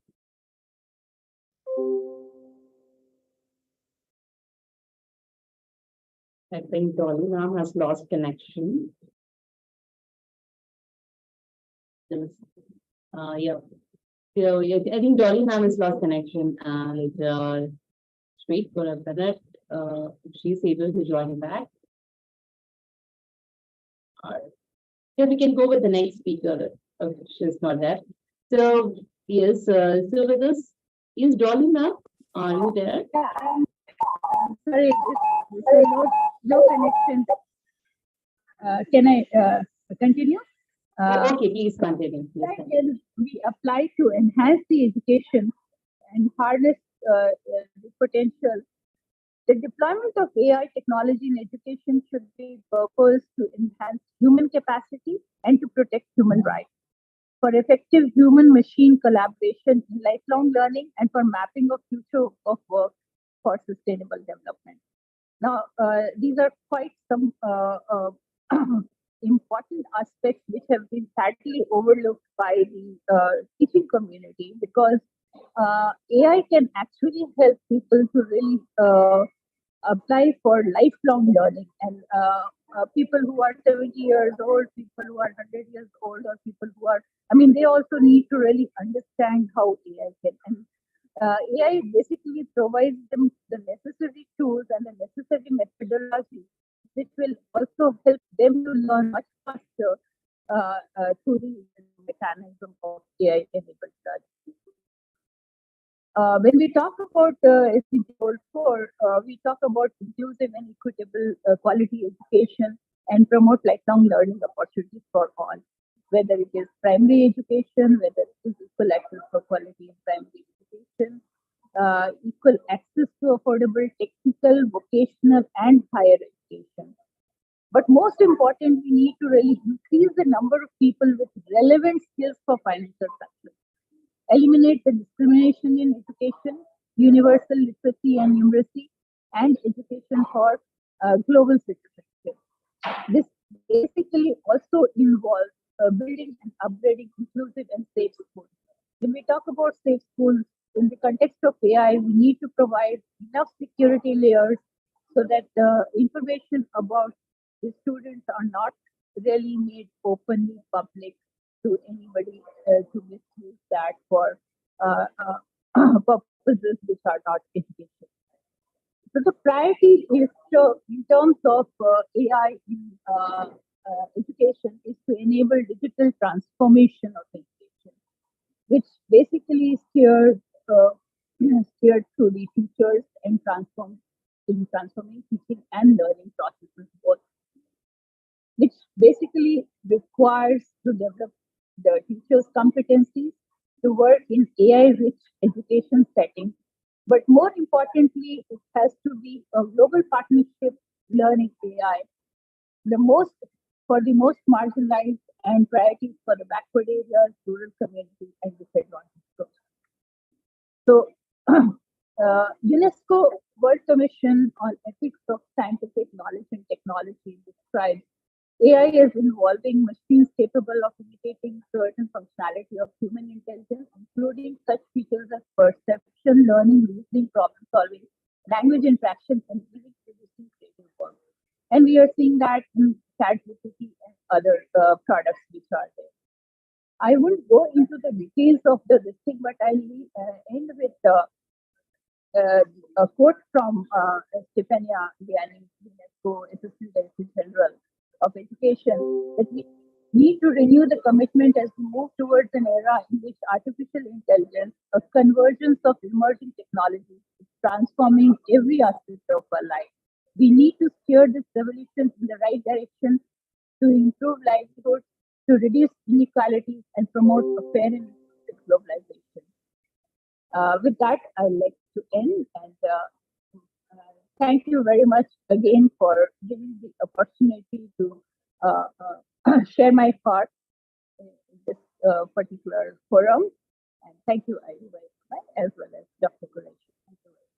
Thank you, ma'am. Thank you. We are really grateful to you for joining with us and share your wonderful insights on today's topic, artificial intelligence and education. It's great listening to you, ma'am. And with this, I call upon the next speaker, Dr. Gaurav Avasthi. Gaurav, sir. Yes, ma'am. Yes, sir. So Yes, ma'am, I'm here. First of all, thank you, Anju ma'am, as you have presented a very big talent, very huge platform for us. It is a proud for India that you are delivering so attractive platform for the whole world that we can feel proud. And as far as the topic AI and education is concerned, in a very basic detail, in a very short term, I have to simplify. There are many machines we are using our day. In a day, we are using many machines, but the machines that have brains are called AI. AI can categorize in 4 parts. There are 4 parts of AI. Purely relative, limited memory, brain theory, and self-conscious AI. Self-conscious AI we can see in the movie. We have seen a robot movie, Robot 2.0. The machine that feels human feelings, that can understand human feelings. We are working on it. It is not possible today. We are working on it. And in the field of education, there are lots of work we can do with the help of AI. There's personalizing of learning. Here there are many students in the class, and to focus on each and every student, it is not possible. But with the help of AI, we can understand each and every student very well. And second, adaptive learning part and solve chat box. We have known Dr. Rajput has said that we have adopted the chat box.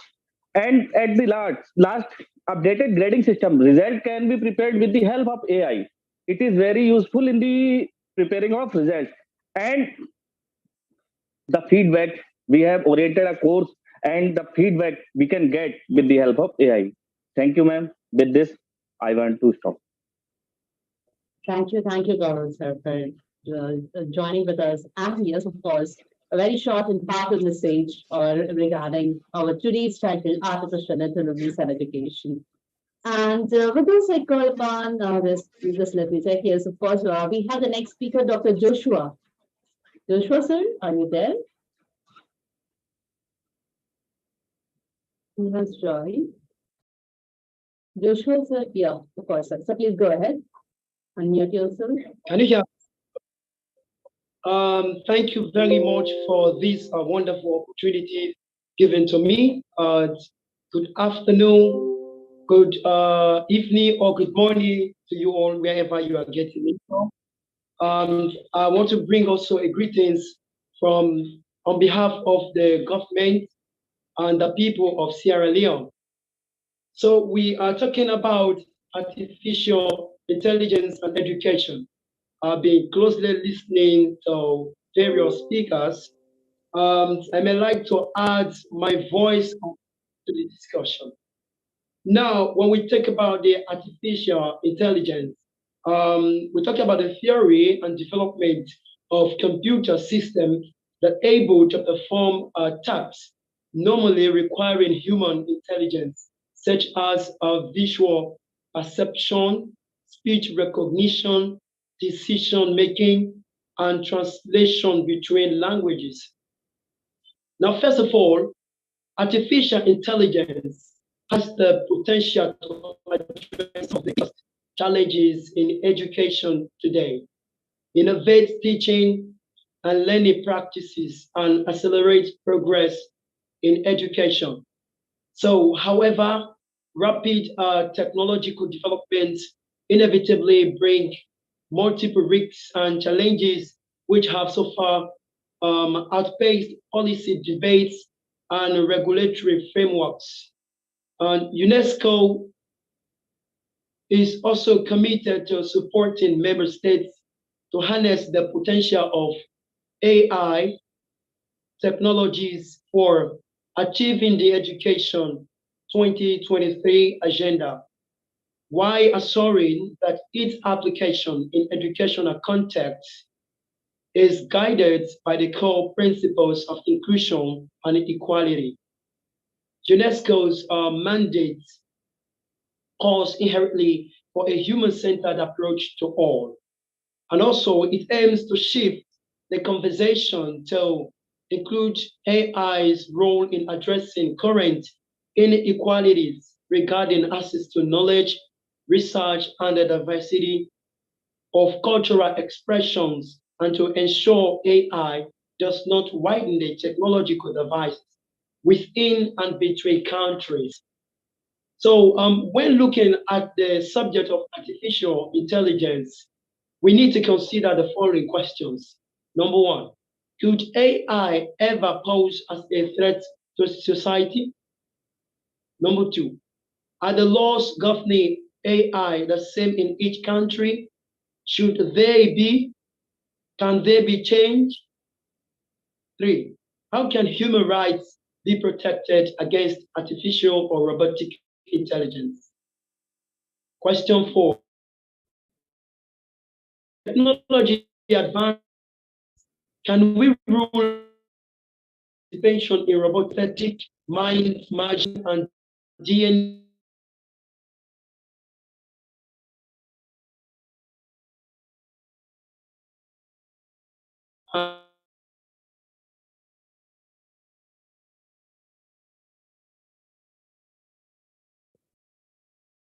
You're inaudible. I think your voice is breaking.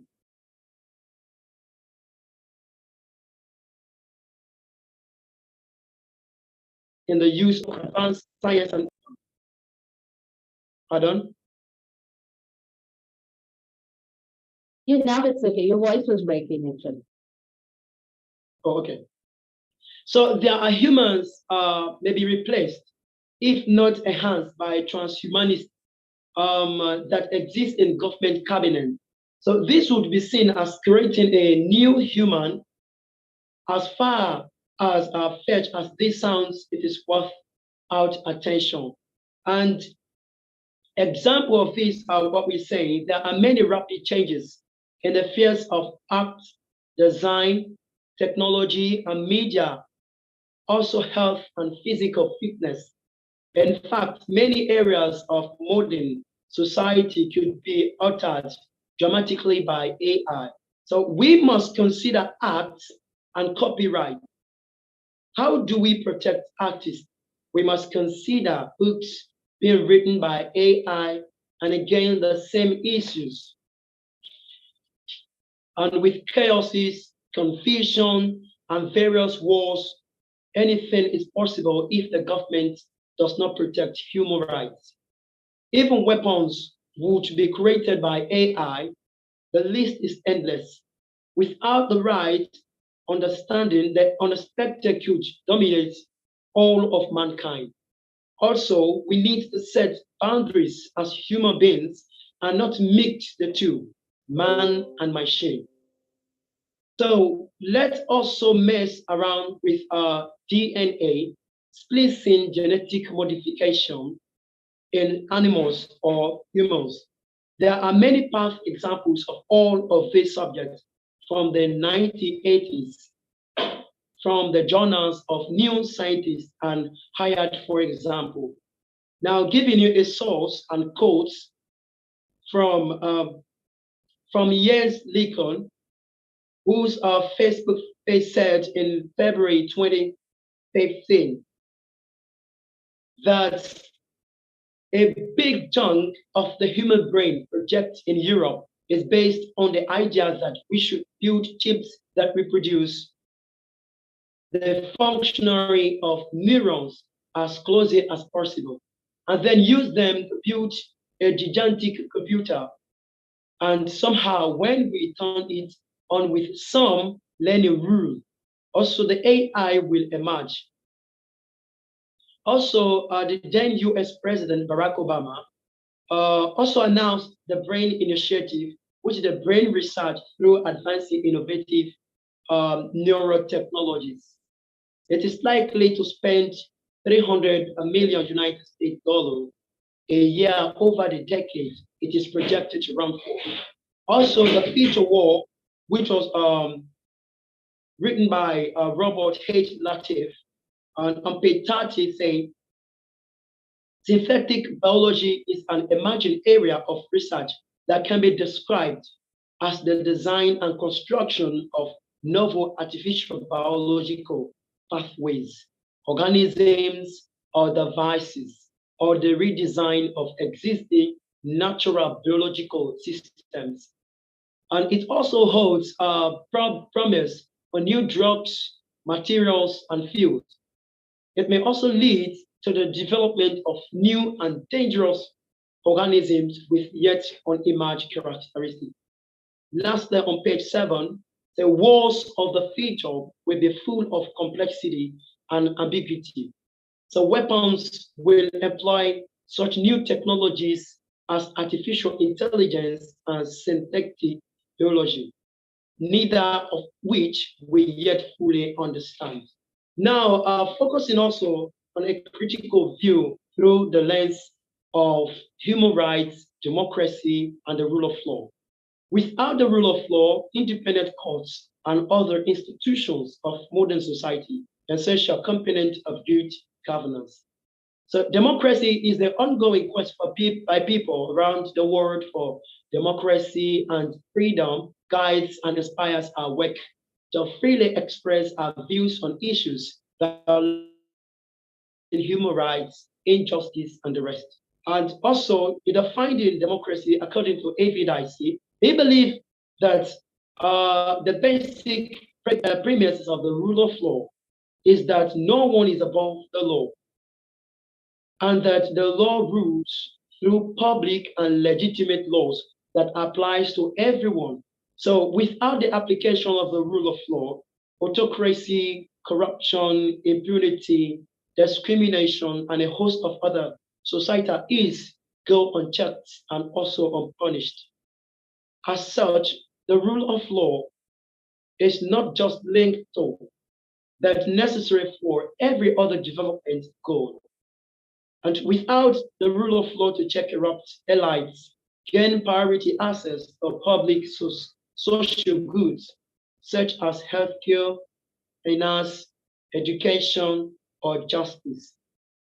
So without the rule of law also, the law that guides against impunity, the rights and freedoms of societies must vulnerable go unprotected. So in talking all of these things, if we are not together to fight against this thing, I think the society and those concerned will be left. And also in conclusion, in my perspective, democracy is the electoral franchise that gives eligible citizens to elect their representative in government, ranging from the local to the national government. Also, according to US former President in blessed memory, Abraham Lincoln once defined democracy as government of the people, by the people, and also for the people. And also,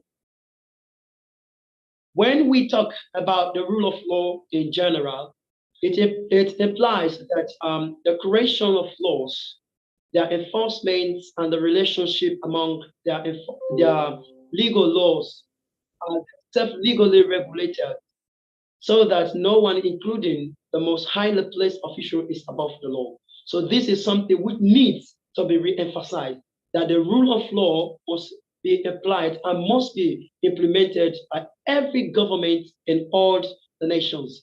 Also, democracy must be respected. If I could say this, recently, less than 5 years in Africa, for example, there have been serious attacks on democracy, ranging from 2020 to now. We've seen the military on city or removing democratically elected governments of various nations across Africa, seeing attempted coup, which is a serious human rights violation, and this also disturb democratic institutions. We're also seeing attacks on democratic institutions, attacks on activists. So putting all of these things, all of these things that is society. So to conclude, the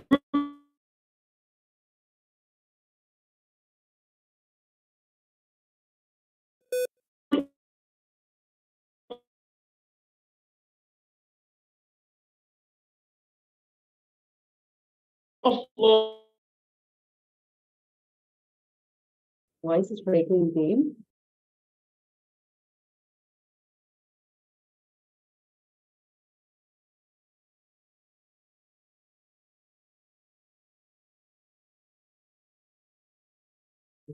Philosophy and a procedural to Joshua Melchizedek Bawo from Sierra Leone. God bless you. Thank you very much. And in fact, you said just gave us a very important points. Of course, now when we are talking so much about AI, it's actually the time that we shift our conversation, and including AI is a role in addressing the current inequalities and regarding the access to knowledge, the research, and the diversity of cultural expressions. And we also have to ensure that AI does not widen the technological divide within and between the countries, and everyone should be able to take advantage of the technological revolution, and especially in terms of the innovation and knowledge. So thank you very much and for joining with us, and thank you very much for sharing your views with us. So with this, I call upon, with this, I call upon the next speaker, Dr. Kali Chirindrat. Yeah. Namaste, madam. Actually, I'm out of station for that reason. Little bit delayed to join, but I listened so many things about the artificial intelligence. Very nice talk. Let us put some more things on this, pinpointed points. No doubt, artificial intelligence is based upon the neural system. It is firstly derived based upon the human brain work, because when anything we are interacting, the first message is going for the search, then after it will be go with the synchronize, then we can able to identify. But how it will be identified? Because before that one, the brain is get well trained. So training set is the most important on the child. Whenever we are interacting with the various objects and various, you can say that interact with the environment, at each and every moment, we are just gain training by our parents, by our teachers, by our education systems. For that reason, the brain is well acquainted with that particular subject. Exactly in the same manner, when we will generating an intelligent system based upon the artificially, because we are generating that system. The device, based upon the electronics component and the computer programming controller system, we are just training a system.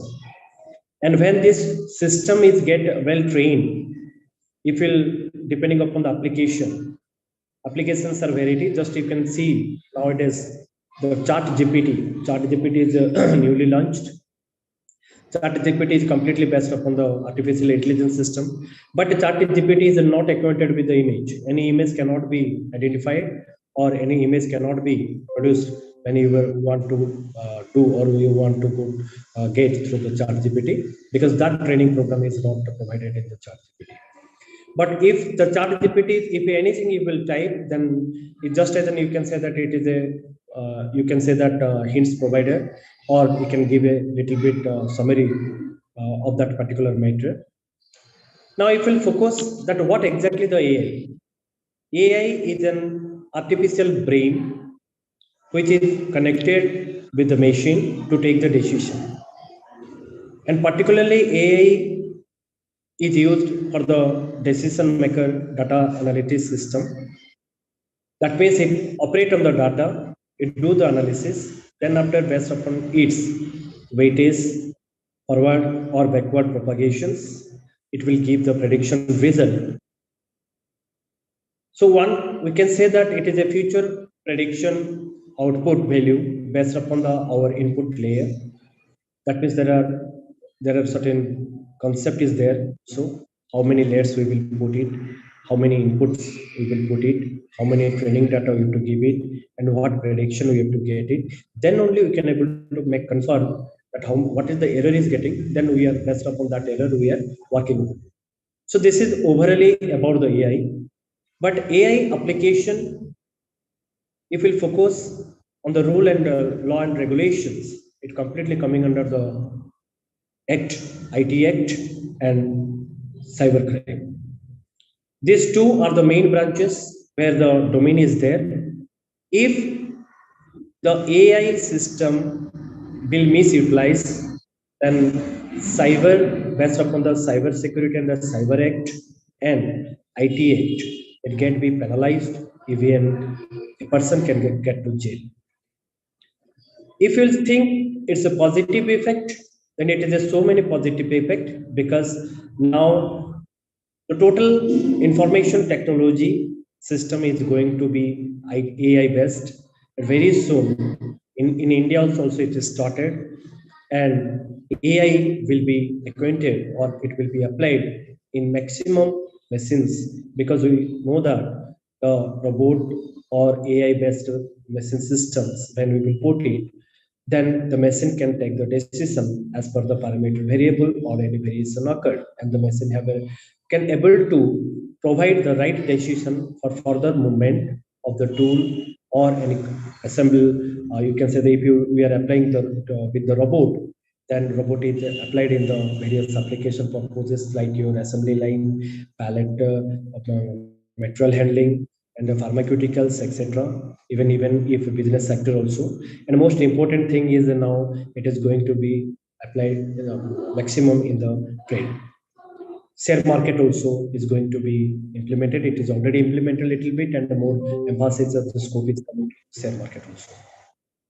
So based upon the AI in the education, AI is not completely applied in the education system, but it is going to be applied because teaching learning process, whenever in the remote system, a student want to learn, the doubt clear will be get cleared by a machine.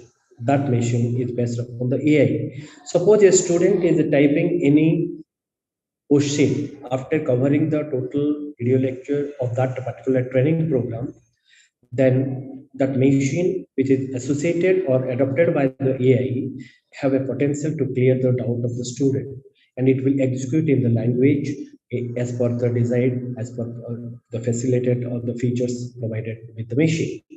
So this is the main ambition of adoption of AI in the education line, that in place of a teacher or at any moment at the free time, a student can able to learn with own interest and can able to clear the doubt even if the evaluation process of the student understanding can be done by AI system. And when he qualified as per the given mark or the level set by the university, then automatically the student will get the certificate after completion of his course.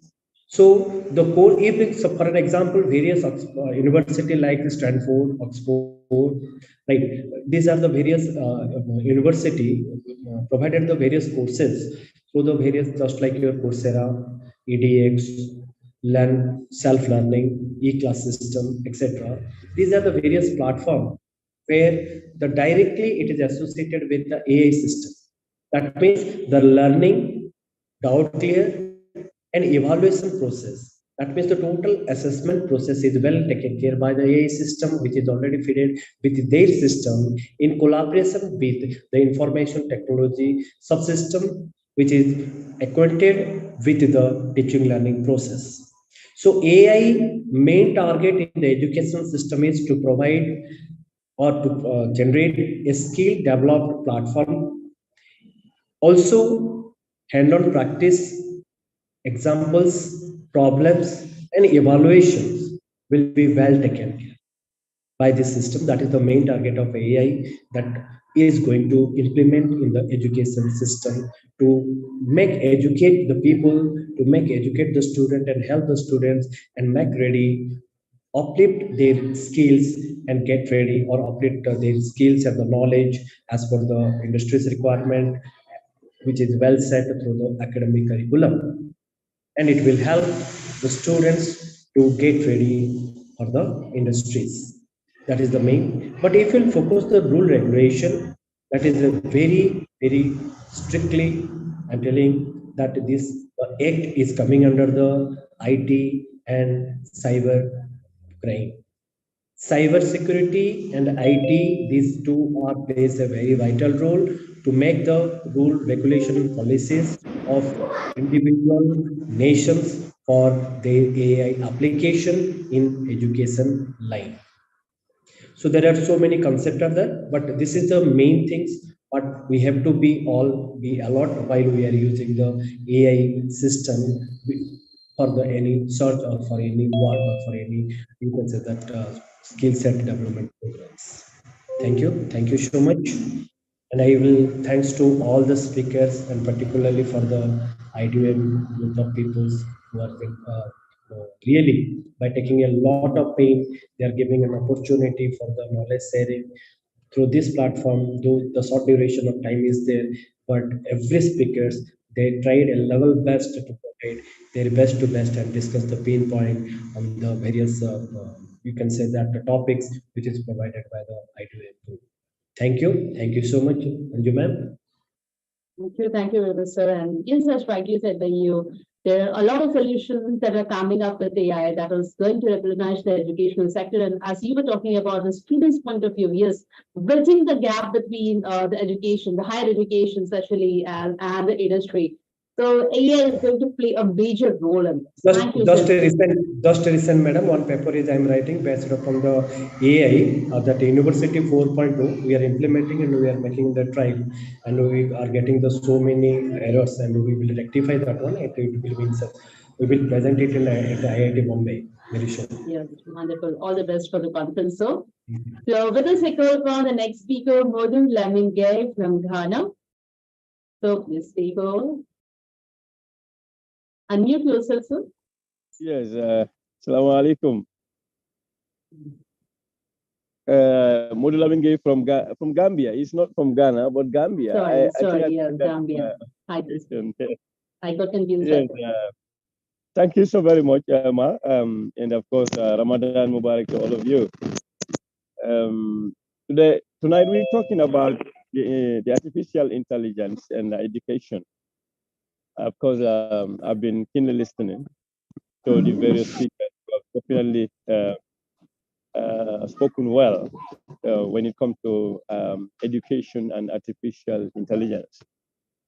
Here we have two things.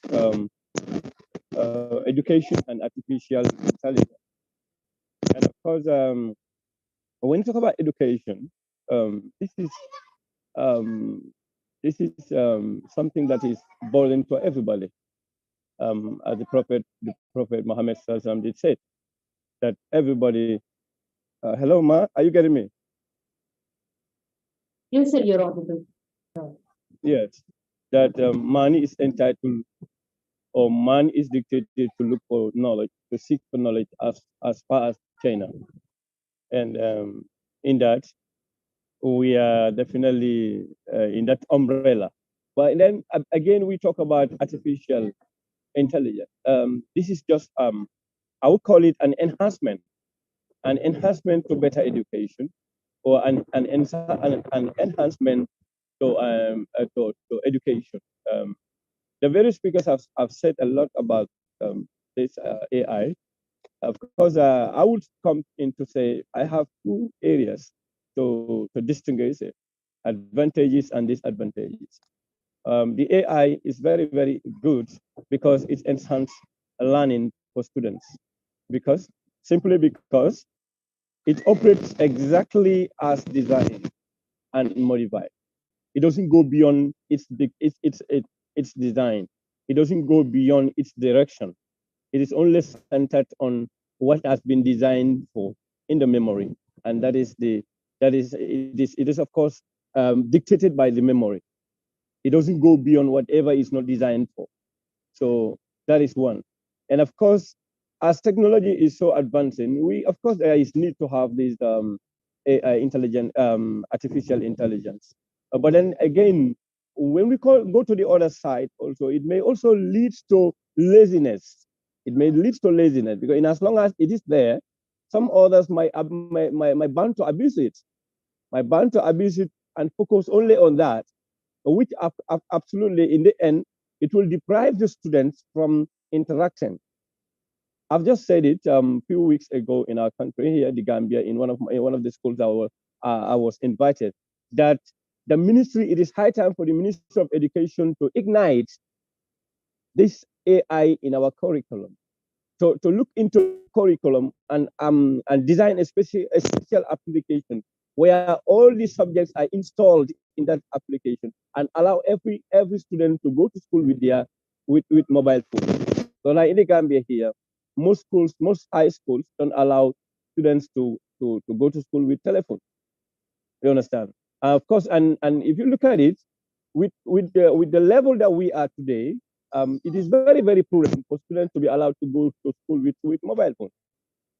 The only disadvantage of the telephone might be most of them will abuse it, because most of them will always be focusing on the face, which have definitely no benefits to them in terms of education.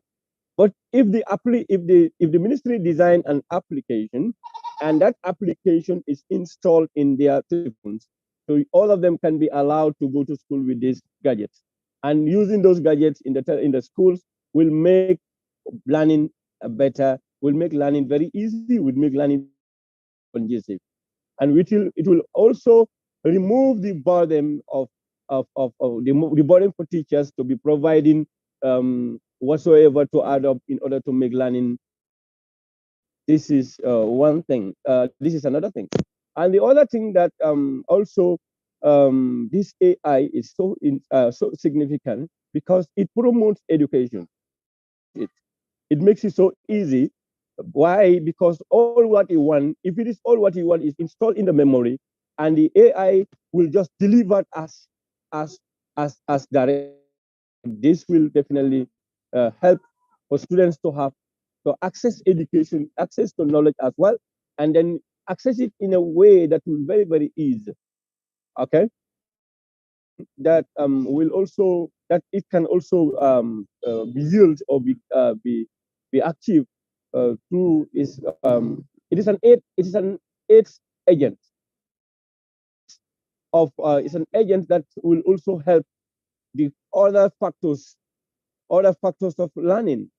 I mean, like for example, now if I have one, let's say artificial gadgets that you can use at school, you you install all those materials that you want it to be delivered. Everything. It's just a matter of sitting down and having your remote control, and be directing. While you can even be at home while be giving the direction. One of the speakers has just did made mention that the COVID, during the time of the COVID, when students were allowed to stay at home, and then of course many of them were receiving their usual lessons through electronic, through the internet. I mean, these are some of the things that the world should prepare for it. The world should prepare for it, because look at, for instance, HIV and AIDS.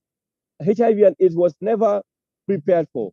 The COVID-19 was never prepared for. And when these infections are bound to appear or are bound to come in, obviously there must be other means to replicate, to enhance their activity, the usual teaching and learning activity. And this AI is one of them. I think if you look at it in the other way around also, AI, if we are not very much careful of the way that we use it, it might also totally discourage student-student relationship or student-teacher relationship. And this is very, very important in terms of learning, because the students need to have that cordial relationship with the teacher, and that interaction with the teacher to make sure whatever he or she don't know, you have the avenue to ask your teacher, or the teacher be also having that avenue, that environment to be interacting with the student in terms of education, in terms of knowledge, because knowledge doesn't just appear in one in one day. It is a gradual process, and this gradual process also has to do with a lot of interaction, and this interaction also has to do with either the student and teacher interaction, or the student among the students themselves, or even among the teachers themselves, or the AI be centered on what has been dictated. But here also again, it is of course very, very good, but it can also totally compel the physical interaction, as I say, among students, and it can also kill the zeal that the teachers have in order to stand in front of the students, be delivering. That will no more be there. Because already we believe that the AI, there is a gadget that can be used to facilitate that. We might be overusing it. So overusing or overdoing of everything, it is always very, very bad. And I also, when you look at the AI, if it is well used and understood, that it is not something that can totally give you whatever you want. It is an aiding agent, and therefore it will help both the teachers and the students to achieve whatever they want within the circular of learning and teaching method. And this is definitely what I wanted to just share with you. Thank you so very much, madam, and have a good day. Thank you, sir, for sharing so much of knowledge with us. And it was really interesting listening to you and about your views about artificial intelligence and how it is changing our lives. And with this, I call upon the next speaker, Poonam Godhi ma'am. Poonam ma'am, please take over. Very good evening, ma'am. Thank you so much for giving me this opportunity. I present my view in front of all. I am presenting the robotics, introduction of robotics. With the growing development, ma'am, sound is clear, ma'am? Ma'am, my sound is clear? Yes, you're audible, ma'am. Please go ahead. Introduction of robotics. With growing development in the field of mechatronics and mathematics modeling, robotics has come a long way. From an iron piece that could move only a few inches, there are now machines capable of jumping from high-rise buildings, detecting landmines, performing operation, and troubleshooting. What is robotics? The word robotics is used to collectively define a field in engineering that covers the mimicking of various human characteristics. Sound concept is many engineering discipline is needed for working in his field. It finds its usage in all speed of our history. The term robot got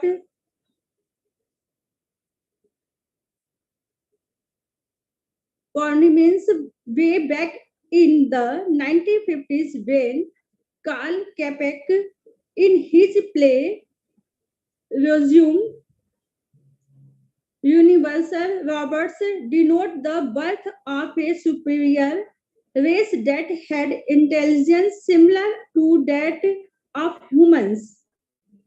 Later on, Isaac Asimov introduced his law of robots, and finally, Eric Allen Berger, who is considered as the father of robotics, introduced real-time robots to the world.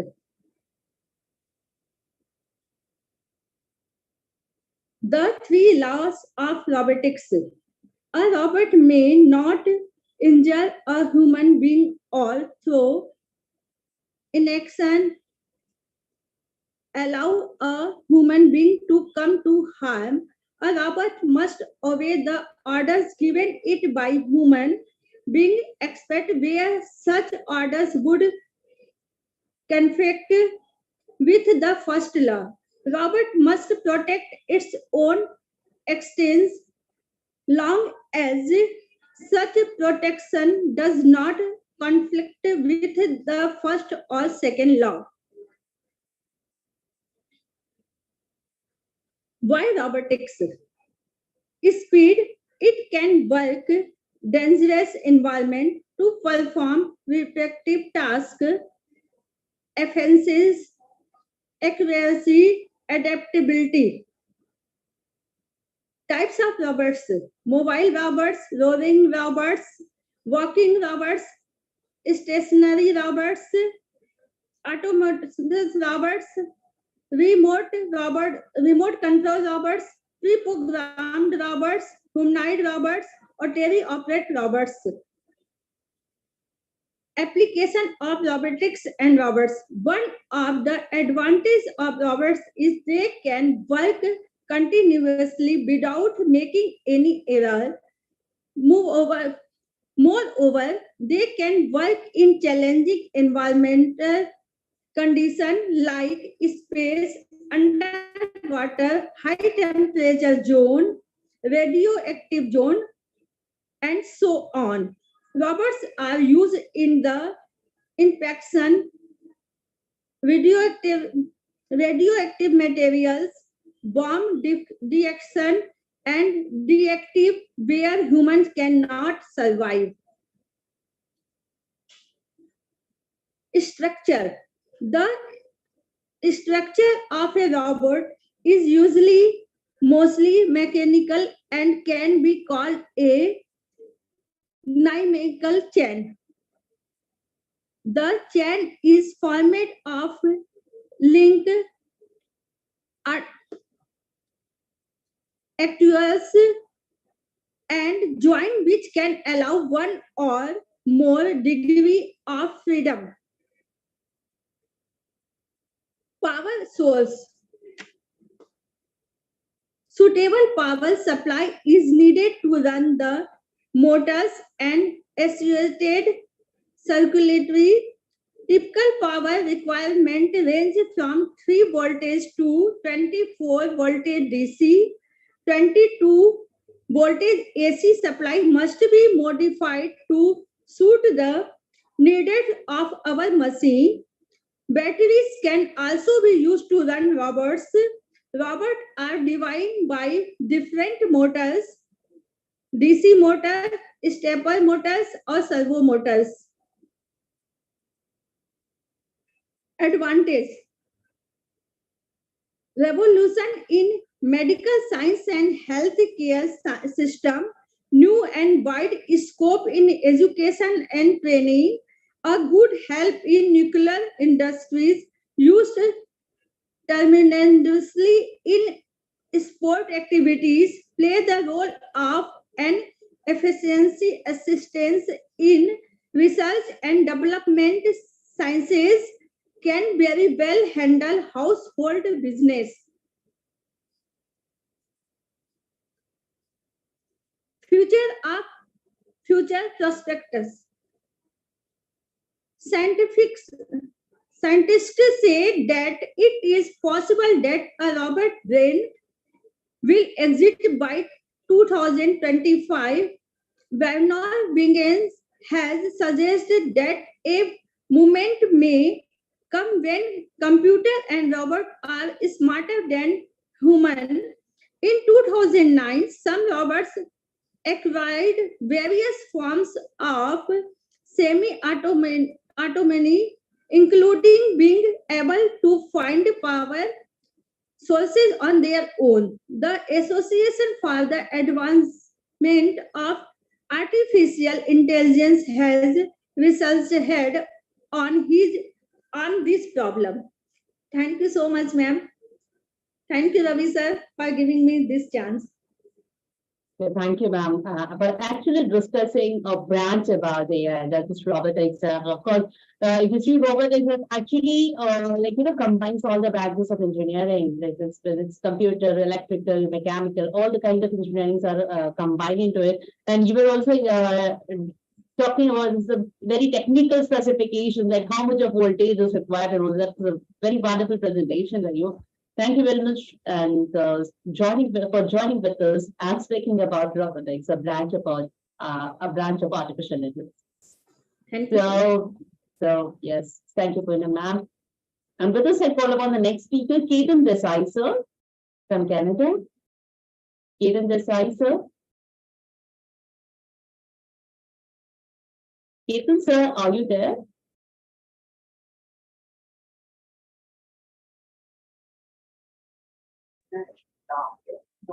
Yes, sir. Hello. Yes, sir. Please go ahead. Yeah. Can you hear me? Yes, sir. Yeah. So my name is Ketan Desai. I'm from Canada. What is going on is a really interesting topic. It's a sustaining goal, and I'm doing great platform to the student, to the entrepreneur, and of course for all. Like they are teaching the we have a now in I'm talking about India now. We have a list. Let's stock of the energy, right? So water we have a shortage. Canada we have a lots of water and energy, but India have a lots of shortage of water. So I heard that couple of because I was in another Zoom meeting. So I think this is a very good point. This all people declare, and I don't have to say anything because all are well known and educated in this meeting. So I'm just learning from all you guys, and keep it up. Thank you, and I happy to part of that Idymaic group. Thank you very much, sir, for joining with us and sharing your views with us. Let us take over on the next speaker, Raja Rao sir. Dr. Raja Rao sir. Thank you so much, Excellency ma'am. I'm very much sir. honored. Am I audible, ma'am? Yes, sir, you're audible. Thank you so much. To switch on my cam, it takes some time. So brother asked me to join now because the program is going to end. So anyway, I couldn't switch on my cam, but I'll continue with my speech. Just a few minutes only. Okay. The topic is a wonderful topic today that was given to us. Really, I'm very happy because whenever IDYM comes with a topic, really some innovative topic, and the topic which would be helpful to our society. So really, I appreciate because I have seen so many organizations, they have come and they left the dice in the middle. But these people, those who are with IDYM, especially my dear brother Ravi Shankar, he's doing commendable job through this IDYM banner, IDYM organization. Really going good, brother. Going strong, going great. You are making our nation proud by touching almost all the problems that we are facing in the present scenario. Really, artificial intelligence, a critical view through the lens of human rights. Really, it's a fascinating subject because we said artificial intelligence and we are talking about human rights.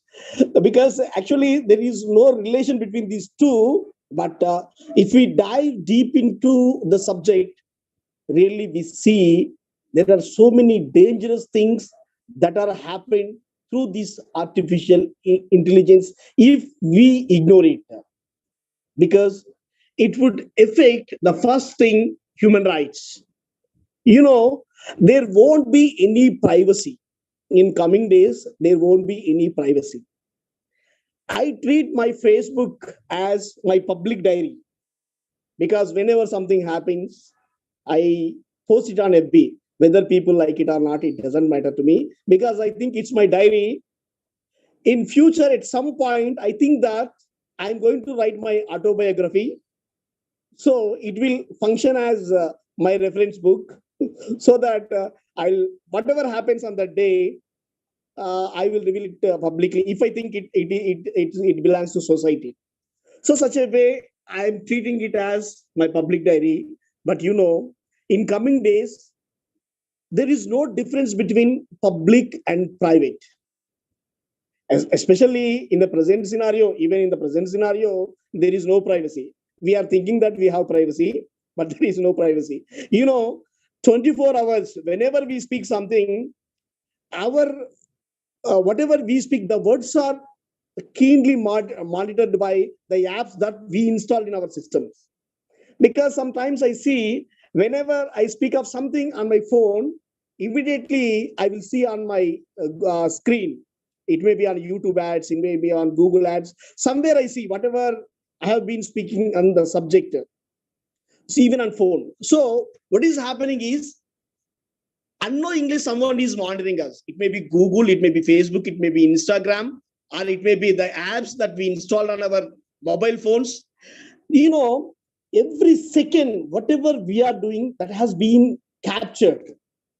So in coming days, there won't be the word privacy. Everything is public. So we have to be very careful, because so something should be kept in private, because you know, there are some people, when they think their dignity is disturbed, they will commit suicide. Because we Indians, of course, people in every nation, they respect so much of dignity, because it is equal to life.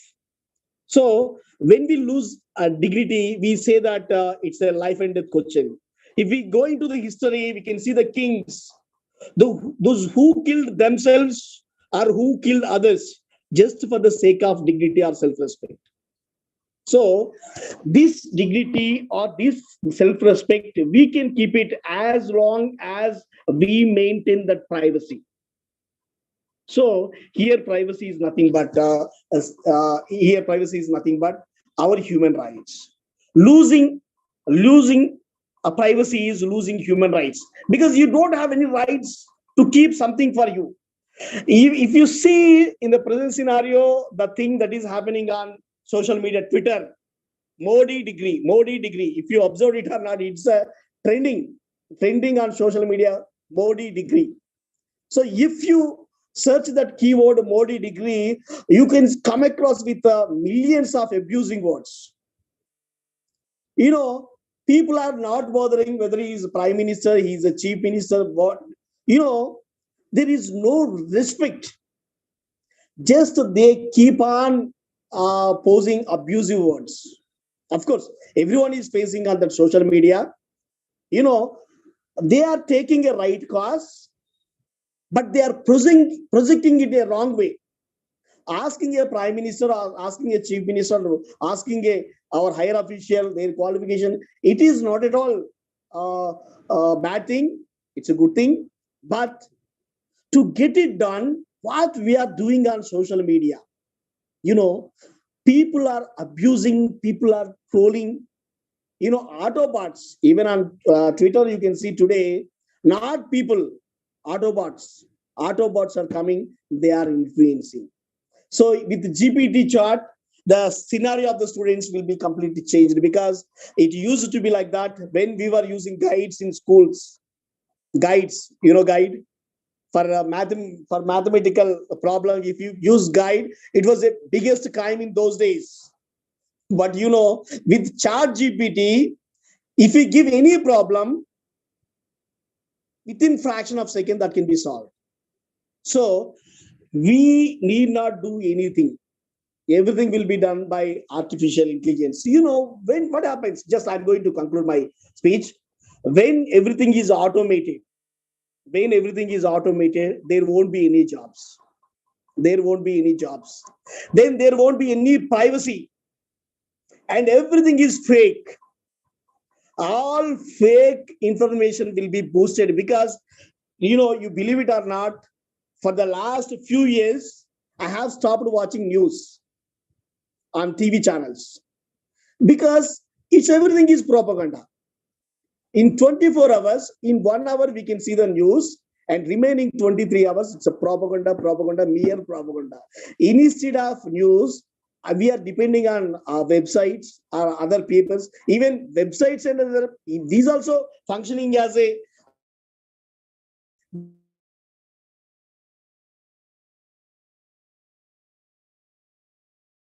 if it is not trending on social media, it is fake. So this is what. So for news in the market today, we have fact checkers. If something has to be checked it as a fact, then it is fact. Otherwise, it won't. Because the news readers are reading the news, and if you see the subtitles of that news, whatever the content here we are playing, we are not responsible. So that's what. So everything is propaganda, everything is deep fake news. That is what happening because of these Autobots. Then, what happens? Then it certainly leads to inequality. It certainly leads to market inflation. Just I give an example, Adani. Fortunately, our media didn't cover this news very much. But after Hindenburg issue, when Hindenburg raised the issue, Adani, what? The market collapsed. The market collapsed within days, and we can see lakhs of crore property damage. Of course, anyway, it is not individual person's money. It is the money of our Indian people. So we should be very careful about market, because if something goes wrong on social media, and if it is get highlighted, then market will be collapsing. So these are the things we have to be very careful. Then, this can be weaponized. This artificial intelligence can be weaponized. It is the biggest destructor. So we have to be very careful with this artificial intelligence. I always say we have to welcome technology. We have to get advanced with the technology, but at the same time, we have to focus on the negative sides so that we can achieve in our life. So we never ever opposite to technology. Technology is, we are here today because of the technology. So our nations are getting stronger day by day because of the technology. We have to respect the technology. At the same time, we have to honor the technology. At the same time, we have to see what are the negative impacts. Thank you. Thank you so much for giving this wonderful opportunity, Idymaic. Thank you so much. Thank you very much, sir. Yes, of course, as I said for you, one of the basic things that I was searching for is like you talked about the privacy.